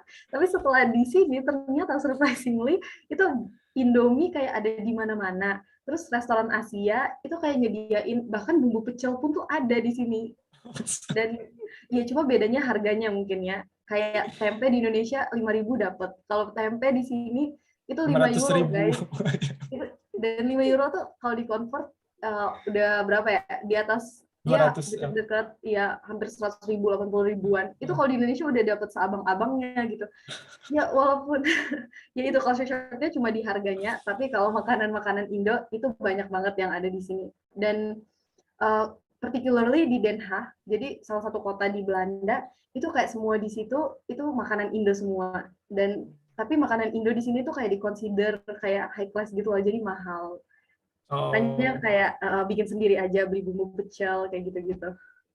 Ya no wonder karena memang Netherlands kan. Jadi kalau siapa yang ke Netherlands atau ke 20, tenang aja, sana ada gitu. Jadi aman. Iya, pasti ada. Tapi emang kalau makanan di sini yang asli sininya itu kayak emang kurang berasa sih. Jadi kayak teman-temanku tuh kayak sering banget juga kayak ngedumel sendiri. Ini capek-capek menjajah berapa ribu tahun, tapi berapa ratus tahun, tapi makanannya nggak berasa. Kayak what's the point of that? Oke. Masalahnya itu lagi nyari tanah, bukan nyari bumbu gitu. Nah, makanya dia nggak belajar resep. Jadi ya udah.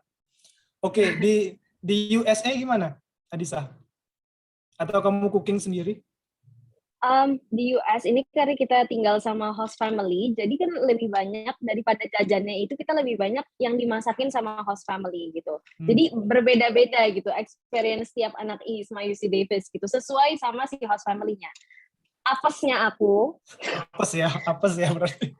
Aku tinggal sama keluarga vegan yang salah satunya itu si istrinya nggak kuat sama rempah-rempah, sama spices, dan yang satunya itu nggak kuat sama sodium karena dia darah tinggi. Jadi apa?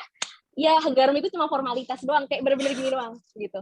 Jadi pas aku pertama nyampe, yang kerasa tuh pepper yang kayak black pepper gitu. Oke, tapi mana sodiumnya nih? Karena kan biasanya asupan di Indo 80% of it is sodium gitu. Yes. Terus akhirnya ya udahlah jajan keluar gitu. Jajan keluar ya bisa lah ngerasain ada rasanya gitu dan enak gitu. Cuma memang untuk sodiumnya ya pasti jelas lebih rendah. Dan Amerika itu, what you guys need to know adalah Amerika itu mereka membatasi asupan sodiumnya mereka. Jadi Indomie di Amerika dan Indomie yang kalian bawa dari Indonesia itu taste very different. Yang di Indonesia itu 80% sodium ada gitu. Tapi begitu di Amerika it's less than 15% sodium. Jadi emang agak-agak apa gitu itu rasanya pas awal-awal ini rasa apa gitu. Tapi halal food banyak ya? Atau halal store gitu? No. Jadi untuk nama kalau kita ada halal MUI gitu. Kalau mereka itu nggak ada gitu. Cuma paling kalau misalkan memang nyari halal food ada beberapa restoran yang memang ngasih klaim kita halal gitu. Itu biasanya memang mereka juga biasanya Shah halal food atau halal guys itu ada gitu. Tapi kalau misalkan untuk yang Chinese restaurant terus restoran-restoran lainnya mereka nggak ada label halal dan kamu harus nanya sendiri ini kandungannya apa aja sih gitu. Kalian masak pakai minyak babi atau enggak gitu. And sometimes walaupun kalian udah mesennya aku mau yang ayam and then nggak ada pokoknya yang halal gitu. Mereka taunya halal kan cuma ya udah nggak makan babi gitu. Iya, iya. Tapi apakah tempat masaknya sama, terus cidukannya buat nyiduk si kuahnya yang pork broth, chicken broth itu sama atau enggak kan kita nggak tahu. We never know gitu. Jadi memang yang kalian harus ingat ketika kalian ke Amerika Serikat, bekalnya adalah bismillah gitu. Bismillah halal gitu. Bismillah nggak ada babinya gitu. Jangan terabas air, jangan ya. Yang Iya penting gitu. bismillah. Iya bisa tanya aja gitu. Kalau mereka udah bilang, oh iya ini halal ya udah bismillah aja gitu. Berarti aku asumsikan kayaknya di especially in California rada susah cari yang halal ketimbang di 20 ya. I think tergantung kotanya juga sih, karena aku di Davis dan majority mereka adalah Chinese, Japanese, Chinese, Korean gitu. Jadi mereka kan memang lebih banyak makan asupan porknya lebih banyak gitu. But if you guys go to like Los Angeles or San Francisco, I think it's more feasible to find like halal food gitu. Itu lebih banyak. Oke, interesting. Di Poland yang tadi Nani struggling sama makanan yang flat, gimana?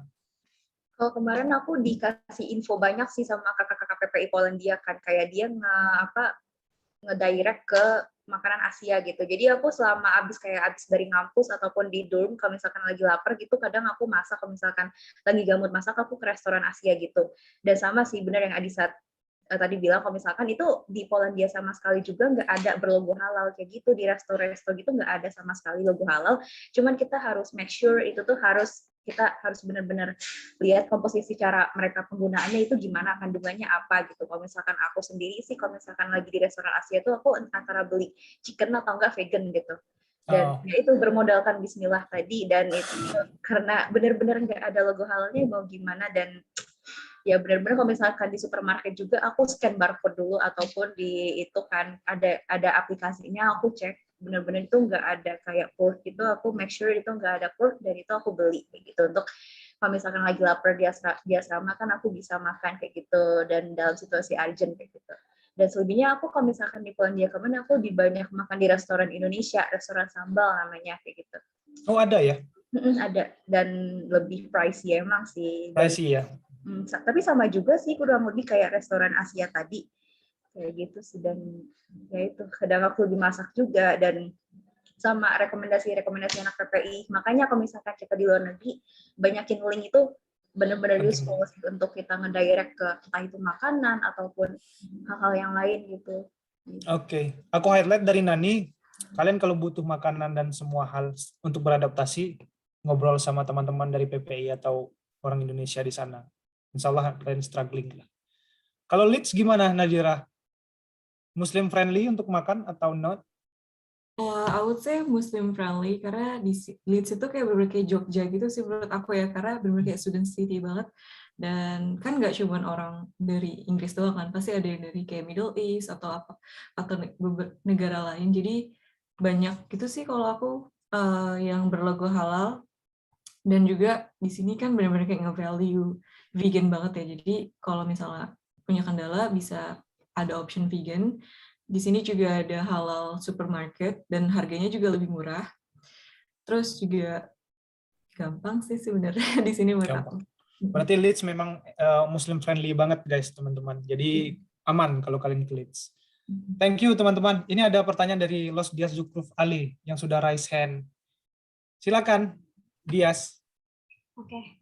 Kak, izin bertanya, untuk tempat tinggal di sana tuh gimana ya? Kita tuh nanti kalau misal ke sana tuh tinggal di apartemen atau gimana? Terus untuk transportasi di sana tuh juga gimana ya, Kak? Kan di sana kan nggak banyak motor kayak di Indo kan? Terus sama untuk semua kegiatan perkuliahan di sana tuh kita nanggung sendiri atau ada yang difasilitasi dari pemerintah atau pihak universitas itu? Ya. Makasih. Oke, terima kasih Dias. Kita mungkin ke benua Amerika dulu. Adisa, silakan. Tadi untuk tempat tinggal, kalau teman-teman yang lain, kayaknya dari aku lihat dan dari aku dengar ceritanya juga pada di dorm. Tapi kalau untuk aku sendiri, anak-anak UC Davis itu kemarin ditempatkan di host family. Nah, jadi di host family itu kita sejak awal udah dibantu sama si UC Davis-nya untuk ngisi form. Jadi kita ada housing agency-nya juga di Davis yang kerjasama dengan UC Davis. Terus mereka akan nanyain kayak preference kita tuh apa sih, misal mau punya siblings, kita Muslim itu juga kita bisa kasih tahu. Terus kayak karena ya aku Muslim gitu, aku bilang aku nggak bisa ada anjing gitu, jadi kucing aja kayak gitu. Itu dikasih Google Form-nya, kalian bisa isi gitu, dan nanti kita akan dipasangkan dengan host family atau host parents yang ada di Davis gitu. Nah, terus untuk biayanya di sana itu karena ISMA tuh nge-cover semuanya, kayak aku bisa bilang bahwa apa yang kita bayarkan itu sejak awal sampai selesai semuanya itu cuma kita bayar pasport, habis itu kita bayar untuk karantina kepulangan gitu, karena untuk karantina kepulangan kan nggak di-cover sama ISMA. Itu aja sih. Terus buat transportasi, karena di Davis itu bike town, jadi semua orang itu pakainya sepeda. Jadi kita kemarin juga nyewa sepeda ke housing agency kita, kemana-mana tuh kita naik sepeda atau bis gitu. Untuk Uber ada gitu, kayak ya kayak di sini GoCar gitu ya. Tapi kan kalau di sini harganya ya nggak yang mahal banget gitu, kecuali kita emang perginya jauh banget. Tapi giliran di sana itu one trip yang cuma kayak misalkan 3 km itu bisa habis 200.000, 300.000 gitu. Jadi mending kamu jalan atau pakai sepeda aja gitu. Oke, menarik dari USA. Kalau dari Belanda mungkin karena kebanyakan orang sana pakai sepeda kali ya. Iya, kalau di sini untuk transportasinya itu semua orang pasti pakai sepeda. Jadi student-student di sini ada satu tempat untuk penyewaan sepeda gitu, dan semua student kayak nyewa sepeda di situ, dan kayak murah banget, cuma 10 atau belasan euro per bulan itu kita udah bisa pakai sepuasnya keliling kota gitu. Dan yang enaknya itu tempat tinggalku, aku tinggalnya di International Student Hotel. Jadi ini adalah kayak gedung 16 lantai gitu, dan semuanya ada, kayak tempat laundry ada di lantai bawah, resepsionis di bawah, dan dapat fasilitas kayak housekeeping, dibersihin kamarnya tiap 1 minggu sekali. Terus ada common area, ada lounge, ada globe, tempat main-main. Misalnya kalian kayak suka main musik, ada piano di bawah, kayak gitu-gitu. Pokoknya ada di sini. Dan lokasinya yang paling enak, karena strategis deket sama city center. Jadi aku jalan 5 menit tuh udah sampai ke city center.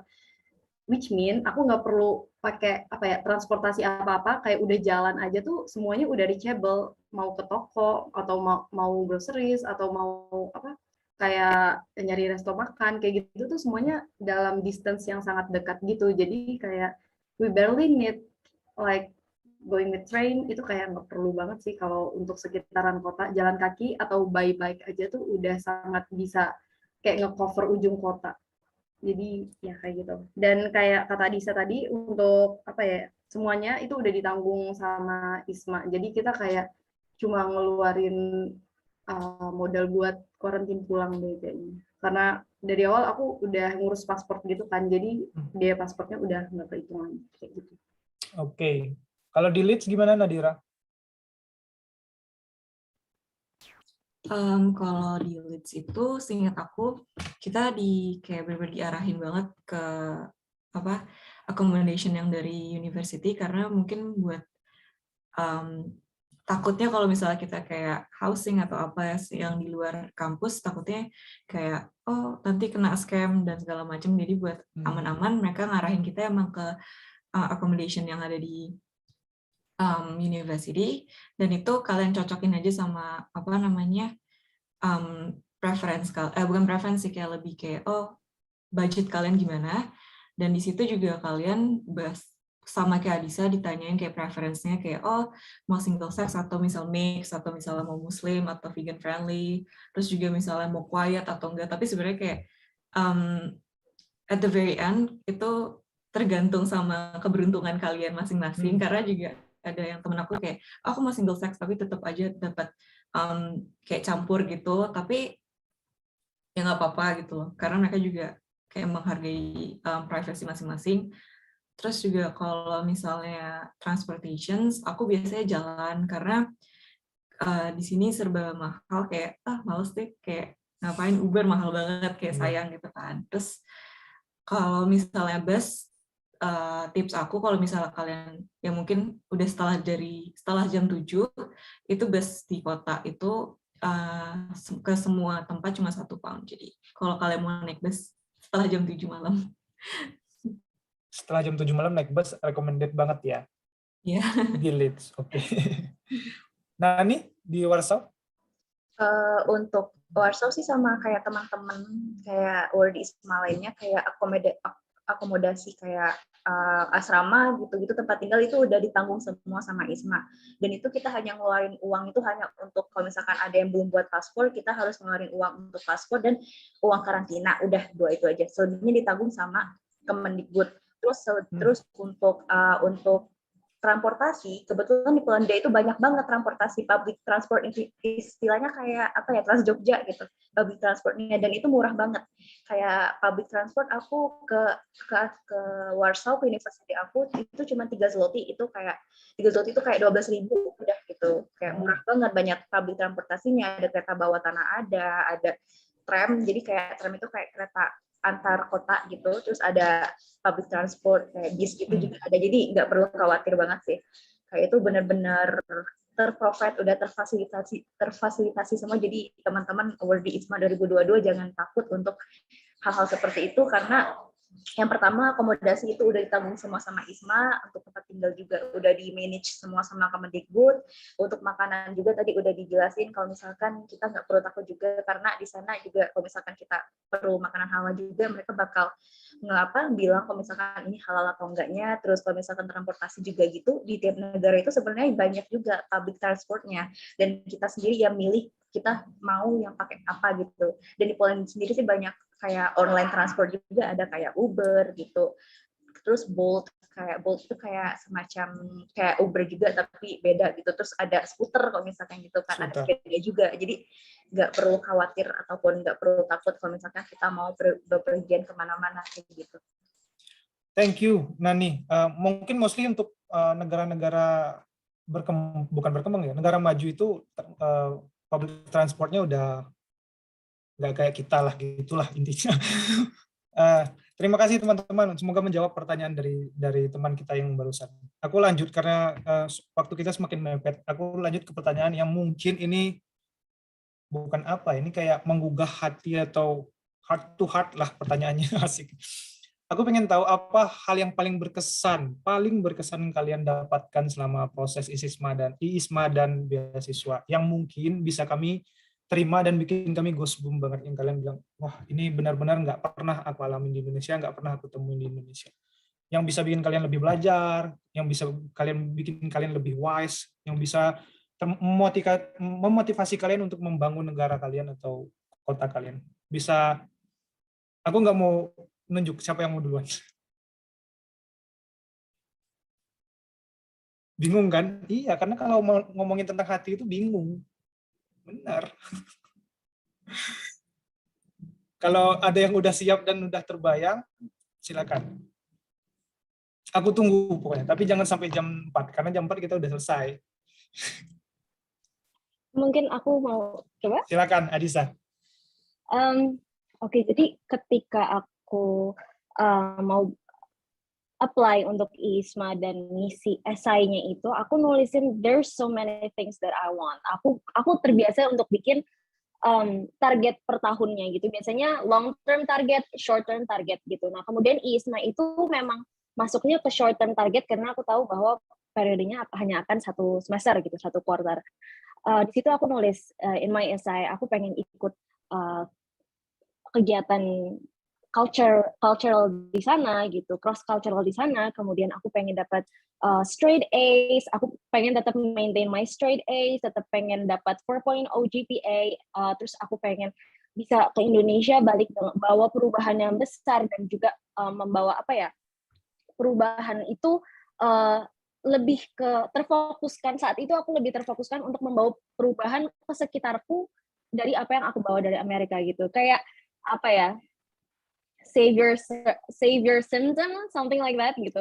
Tapi ketika aku sudah berada di Amerika dan kemudian aku merasakan there's so many varieties di sana, banyak hal yang aku bahkan nggak nyangka gitu. Kayak misal ketika aku sholat di sana gitu, mereka itu nggak terbiasa sholat dengan mukena gitu. Kemudian ada juga yang sholat pakai sepatu, sholat bahkan aku nggak ngelihat dia wudhu dulu gitu. Itu banyak gitu, seperti hal-hal seperti itu di sana. Kemudian musola tempatnya sebelahan sama LGBTQA center gitu. Mana ada itu di Indonesia, right? Gitu. Yeah. Mereka juga CUCD ini mereka very open untuk LGBTQA community gitu, dan mereka memfasilitasi komunitas itu, dan kita juga jadi respect gitu, kayak oke, kita memang berbeda tapi bukan berarti aku bisa ngejudge kalian dan kalian bisa ngejudge aku gitu. Aku melihat bahwa identitas kita sendiri itu memang itu udah 100% itu puasa kita gitu. Orang lain nggak boleh yang nunjuk kayak kamu tuh harus seperti ini, identitasmu itu harus seperti ini gitu. Karena itu memang ya itu diri kita sendiri gitu. Ini badan kita, ini this is our soul gitu. Terus ketika aku balik lagi ke Indonesia, yang tadinya aku lebih terfokus kepada membawa perubahan yang besar, tapi aku justru merasa aku yang berubah gitu. Aku yang berubah dari banyaknya past experiences aku di US gitu. Aku jadi lebih menghargai orang. Aku belajar bahwa sekecil apapun prestasi orang gitu, yang bahkan ketika aku di Indo mungkin ngerasanya kayak cuma kayak gitu doang, masa dikasih apresiasi segitu besarnya, it's so extravagant, it's so grand gitu, kayak mewah banget diapresiasinya gitu. Tapi begitu aku di US, aku merasakan, aku sendiri merasa kayak aduh aku kurang nih, ketika aku melakukan sesuatu aku kurang nih gitu, aku nggak perform gitu. Apalagi aku anaknya perfeksionis dan idealis banget gitu, tapi mereka tetap ngasih aku apresiasi gitu. Mereka tetap bilang you did a really great thing gitu, ini sangat-sangat bisa diapresiasi sama kita gitu. Kita senang banget kamu bisa melakukan ini untuk kita gitu. You took time to untuk ngerjain semua ini gitu, untuk perform seperti ini gitu. Dan aku ngerasa di situ bahwa aku senang gitu. Aku yang terharu kayak aku diapresiasi seperti ini ya ternyata gitu, dan aku bisa membawa itu kembali lagi ke negara asalku, ke Indonesia, dan aku merasa aku yang berubah gitu. Mungkin environmentku belum berubah gitu, tapi justru perubahan itu dimulai dari aku sendiri gitu, karena aku sendiri yang berubah gitu, dan aku bisa influence orang satu persatu gitu. Dan aku ngerasa senang dengan there's so little progress, tapi at least I make a progress gitu. Yang ya, dan tetap harus fokus dengan progres diri sendiri gitu. Kita itu berjalan di pace masing-masing gitu. Jadi yang namanya sering ngebandingin diri sendiri ke orang lain itu nggak relevan gitu. Sebenarnya jangan melakukan itu ke diri kamu sendiri. Don't be so hard on yourself gitu. Bandingin diri kamu sama ke diri kamu yang sebelumnya gitu. And that's what I learned so much from being in the US. Like itu salah satu hal dari banyaknya hal, dari sekian hal yang aku pelajari ketika aku di Amerika Serikat, dan aku bisa bawa kembali ke Indonesia. Keren. More respect, more appreciations. Cool. Kayaknya kita memang butuh itu, Adisa, untuk dunia yang zaman sekarang ya. Next siapa? Aku nggak mau tunjuk. Tolong hindarkan kata-kata sama seperti Adisa tadi. No, kami butuh your original story, karena kita percaya kalian you have your own progress, your own history. Jadi silakan Isna. Kalau untuk aku itu dari awal banget, dari proses pendaftarannya itu aku udah sangat bersyukur banget, udah banyak yang bisa aku pelajari dari proses pendaftaran, karena di situ ada tahap di mana kita menulis esai gitu kan. Nah dari menulis esai itu aku udah kayak reflect back, terus contemplating my whole life, kayak what have I done this whole time, untuk sebagai bahan untuk aku taruh di esai-esai aku itu. Jadi kayak dalam proses pendaftarannya aja tuh kayak udah banyak belajar gitu, kalau wah I've done this far kayak gitu, ngumpulin sertif atau achievement. Kayak awalnya karena lagi COVID juga ya, dan di rumah terus kayak sangat nggak produktif, dan awalnya tuh aku emang mau daftar ISMA tuh karena pengen nge-add value gitu selama pandemi, karena merasa kayak hampa banget gitu. Nah terus setelah dilihat-lihat lagi ternyata udah banyak yang bukan banyak, maksudnya udah aku nggak tidak melakukan apa-apa seperti yang kupikirin itu. Nah underestimate diri sendiri berarti ya sebelum itu. Iya, bahkan sebelum keterima ISMA-nya aja tuh udah ada yang bisa dipelajari selama proses pendaftarannya. Nah terus begitu sampai di sini itu kayak aku sangat amazed, karena it's been my dream untuk ngedapetin scholarship ke luar negeri gitu kan. Nah, jadinya mungkin kan nikmat Allah itu ada sangat banyak, tapi kayak ini menurutku waktu itu tuh lagi poin apa ya, klimaksnya banget gitu, karena saat-saat pandemi gimana lagi down banget, terus salah satu my biggest dream itu tercapai. Jadi kayak saat itu langsung berpikir, wah ternyata Allah itu baik banget, walaupun sangat banyak nikmat-nikmat yang lainnya, tapi yang aku notice saat itu yang ini. Terus kesempatan-kesempatan yang lain itu jadi terbuka karena networking semakin luas, terutama sama sesama awardee di sini, dan kayak apa ya, kayak kesempatan tuh mulai terbuka satu persatu gitu. Selama di sini aku kayak diajakin temenku buat ayo ikut paper competition bareng, ayo ikut ini bareng kayak gitu. Jadi sekarang gitu jawaban dari doa-doa yang lampau itu baru sedikit demi sedikit mulai apa ya, dikabulkan sekarang, dipilihkan sekarang. Iya.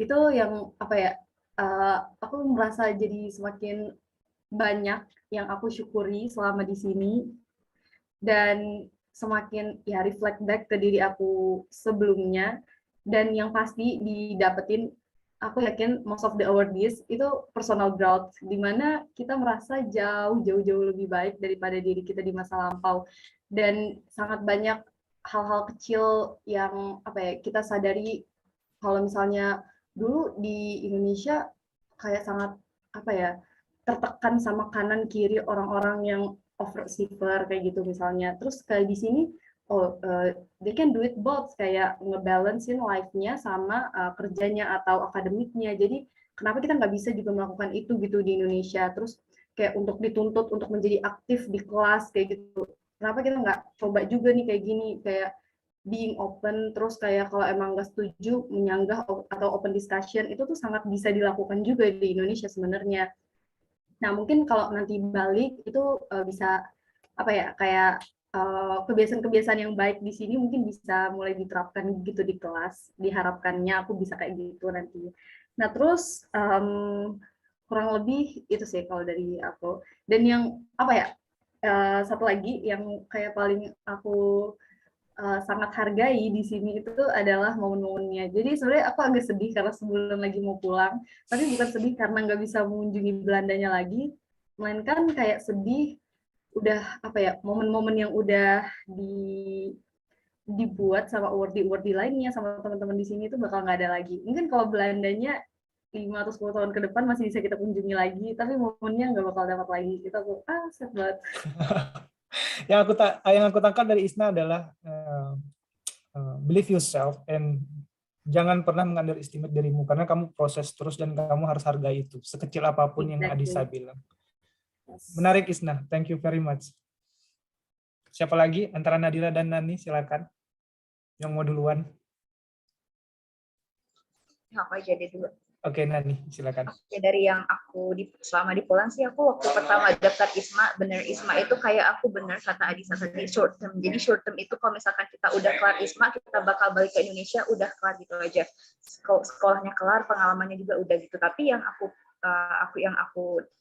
terapin di mindset aku, kalau misalkan itu yang pengalaman aku selama di Polandia, itu udah pelajaran-pelajaran itu banyak banget yang aku dapatin, entah itu dari hal kecil ataupun dari hal yang besar. Contoh hal kecil kayak mereka di Polandia, mereka orangnya sangat bersih, ataupun mereka anaknya disiplin, terus sopan gitu. Itu menjadi membuat diri aku sendiri itu terbentuk kayak secara nggak langsung. Aku selama di Poland aku terbiasa menjadi orang disiplin, ataupun aku ngerasa jadi kayak orang yang benar-benar taat sama aturan gitu. Kalau misalkan aku ngeliat sampah sedikit pun itu langsung aku bersihin kayak gitu. Jadi itu bakal benar-benar jadi sebuah jangka panjang aku ke depannya yang bakal itu lengkap di hidup aku kayak gitu. Memang kalau misalkan di luar dari akademik, memang aku bisa mendapatkan ilmu yang banyak, lecturing yang bagus, kayak dari dosen-dosen yang bagus juga, kayak penelitian yang aku buat kolaborasi dengan dosen-dosen di sana. Akan tetapi di sisi lain ada hal yang menarik juga di sisi lain untuk membuat habit aku ke lebih baik lagi, entah itu dari habit untuk cara menghargai orang caranya gimana, untuk membuat kayak menjaga lingkungan gimana, karena orang-orang di sana itu kayak khususnya di asrama aku sendiri, kayak roommate aku itu mereka berasal dari Eropa semua, ada dari Ukraina, ada dari Amsterdam juga ada, Italia juga ada, Prancis juga ada. Mereka kayak benar-benar mereka menjaga banget kebersihan kayak gitu. Dan aku kebetulan kemarin roommate-nya dari orang Ukraina, dari itu aku belajar banget kalau misalkan oh ternyata mereka sangat menjaga kebersihan banget kayak gitu kan. Jadi aku di situ sempat sharing juga sama teman roommate aku kalau misalkan oh ternyata negara kalian gini, oh ternyata Indonesia gini. Jadi aku lebih kayak mendapat insight banget selama di Polandia, dan pas balik ke Indonesia aku kayak ngerasa mindset yang aku terapin di Polandia kemarin itu bakal jadi jangka panjang ke aku selanjutnya kayak gitu sih. Dan ya bersyukur banget sih dengan adanya program ISMA ini, dan sangat benar-benar nge-impact banget ke hidup aku untuk will be better to my life gitu. Orang Indonesia kayaknya butuh kamu Nani untuk kebersihan lingkungan kita. Maybe you start to expert in green politik maybe. I hope ya, kita harapkan gitu. Terima kasih Nani ceritanya. Last one, Nadira. Wow, pressure. No.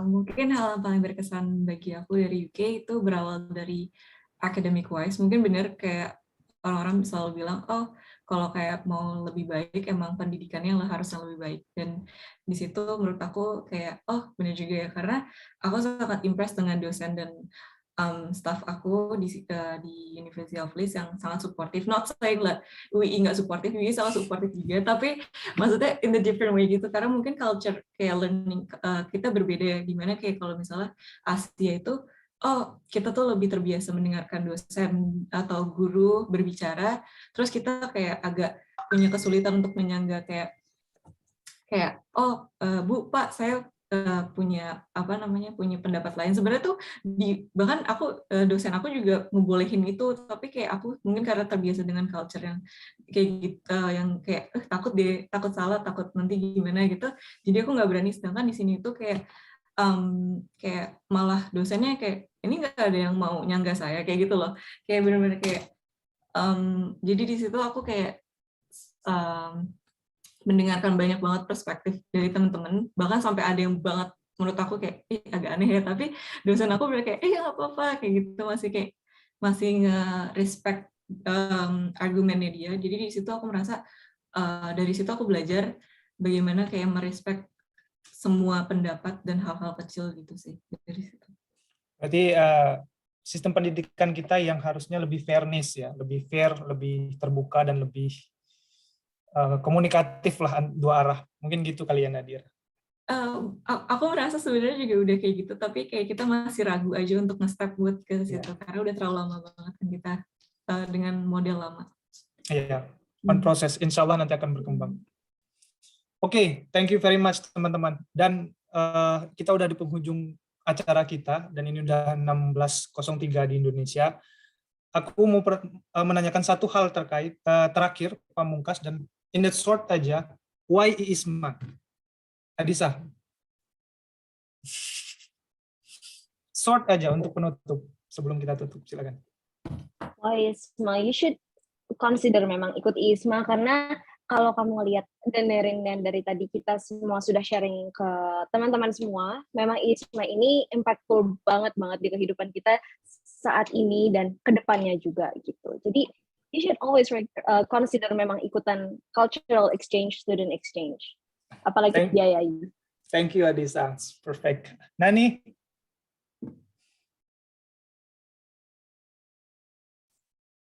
Kalau aku why ISMA sih karena aku dari dulu emang scholarship hunter ya. Jadi aku dari dulu emang udah scholarship hunter. Jadi kalau misalkan ada dikit-dikit beasiswa gitu, aku daftar gitu. Dan ya bener tadi bilang selagi itu dibayarin kenapa enggak daftar aja gitu kan, kayak gitu. Terus ya gitu sih, kayak dulu aku pertama kali daftar ISMA aku mandang kalau misalkan aku lebih ke akademisi anaknya. Dan karena aku pengen ilmu aku lebih highest lagi, lebih tinggi lagi, ya udah aku daftar scholarship terus belajar di luar negeri. Tapi seiring berjalannya waktu aku kayak ngerasa ternyata belajar di luar negeri itu juga aku ngerasain hal yang baru juga, pengalaman yang baru yang beyond in academic gitu, di luar sisi akademisi. Tapi aku dapat pengalaman itu entah itu dari kehidupan, cara menghargai orang, cara nge-respect orang, cara attitude gimana, cara gitu-gitu pokoknya. Di luar sisi itu aku belajar banyak, yaitu ISMA sangat diperlukan banget sih untuk membentuk karakteristik orang. Thank you Nani. Nadira? Why ISMA? Well, kenapa enggak juga karena dari pengalaman aku, ISMA itu udah memberikan international exposure yang udah membantu aku buat ngediscover diri aku lebih baik. Thank you. Isna? Well, ISMA has so many benefits, and it is very good for your personal growth. Thank you very much. Well done. Terima kasih banyak pembicara kita, keren banget. Aku harus tepuk tangan dan terima kasih banget atas waktunya dan teman-teman juga. Ya, insightful banget. Semoga kalian bisa sukses selanjutnya ke depan. Mimpi-mimpi kalian tercapai, apa yang kalian pengen implementasikan di Indonesia bisa kalian lakukan setelahnya. Amin, insya Allah. Dan terima kasih juga untuk para partisipan yang ikut. Jangan lupa nanti kita di minggu depan Sabtu juga di jam yang sama akan ada international credit transfer. Kalau kalian mau tahu tentang itu lebih dalam bisa ikut lagi nanti. Terakhir untuk highlight dari teman-teman pembicara kita, kalian jangan pernah underestimate diri kalian. Kalian harus hargai progres kalian walaupun sedikit. Kalian harus terus berjalan dan berproses. Insya Allah nanti kalian akan dikasihkan yang terbaik. Gitu aja. Terima kasih untuk teman-teman. Mohon maaf salah dan kata dari saya pribadi dan tadi keluar masuk Zoom karena internet di kantor. Lebih dan kurang mohon maaf. Saya Ade mewakili KUI undur diri. Wassalamualaikum warahmatullahi wabarakatuh. Waalaikumsalam warahmatullahi wabarakatuh. Happy weekend everyone. See you. Bye. Bye, Bu. Makasih ya. Makasih semuanya. Terima kasih semua. Makasih semua. Bye-bye. Thank you, guys.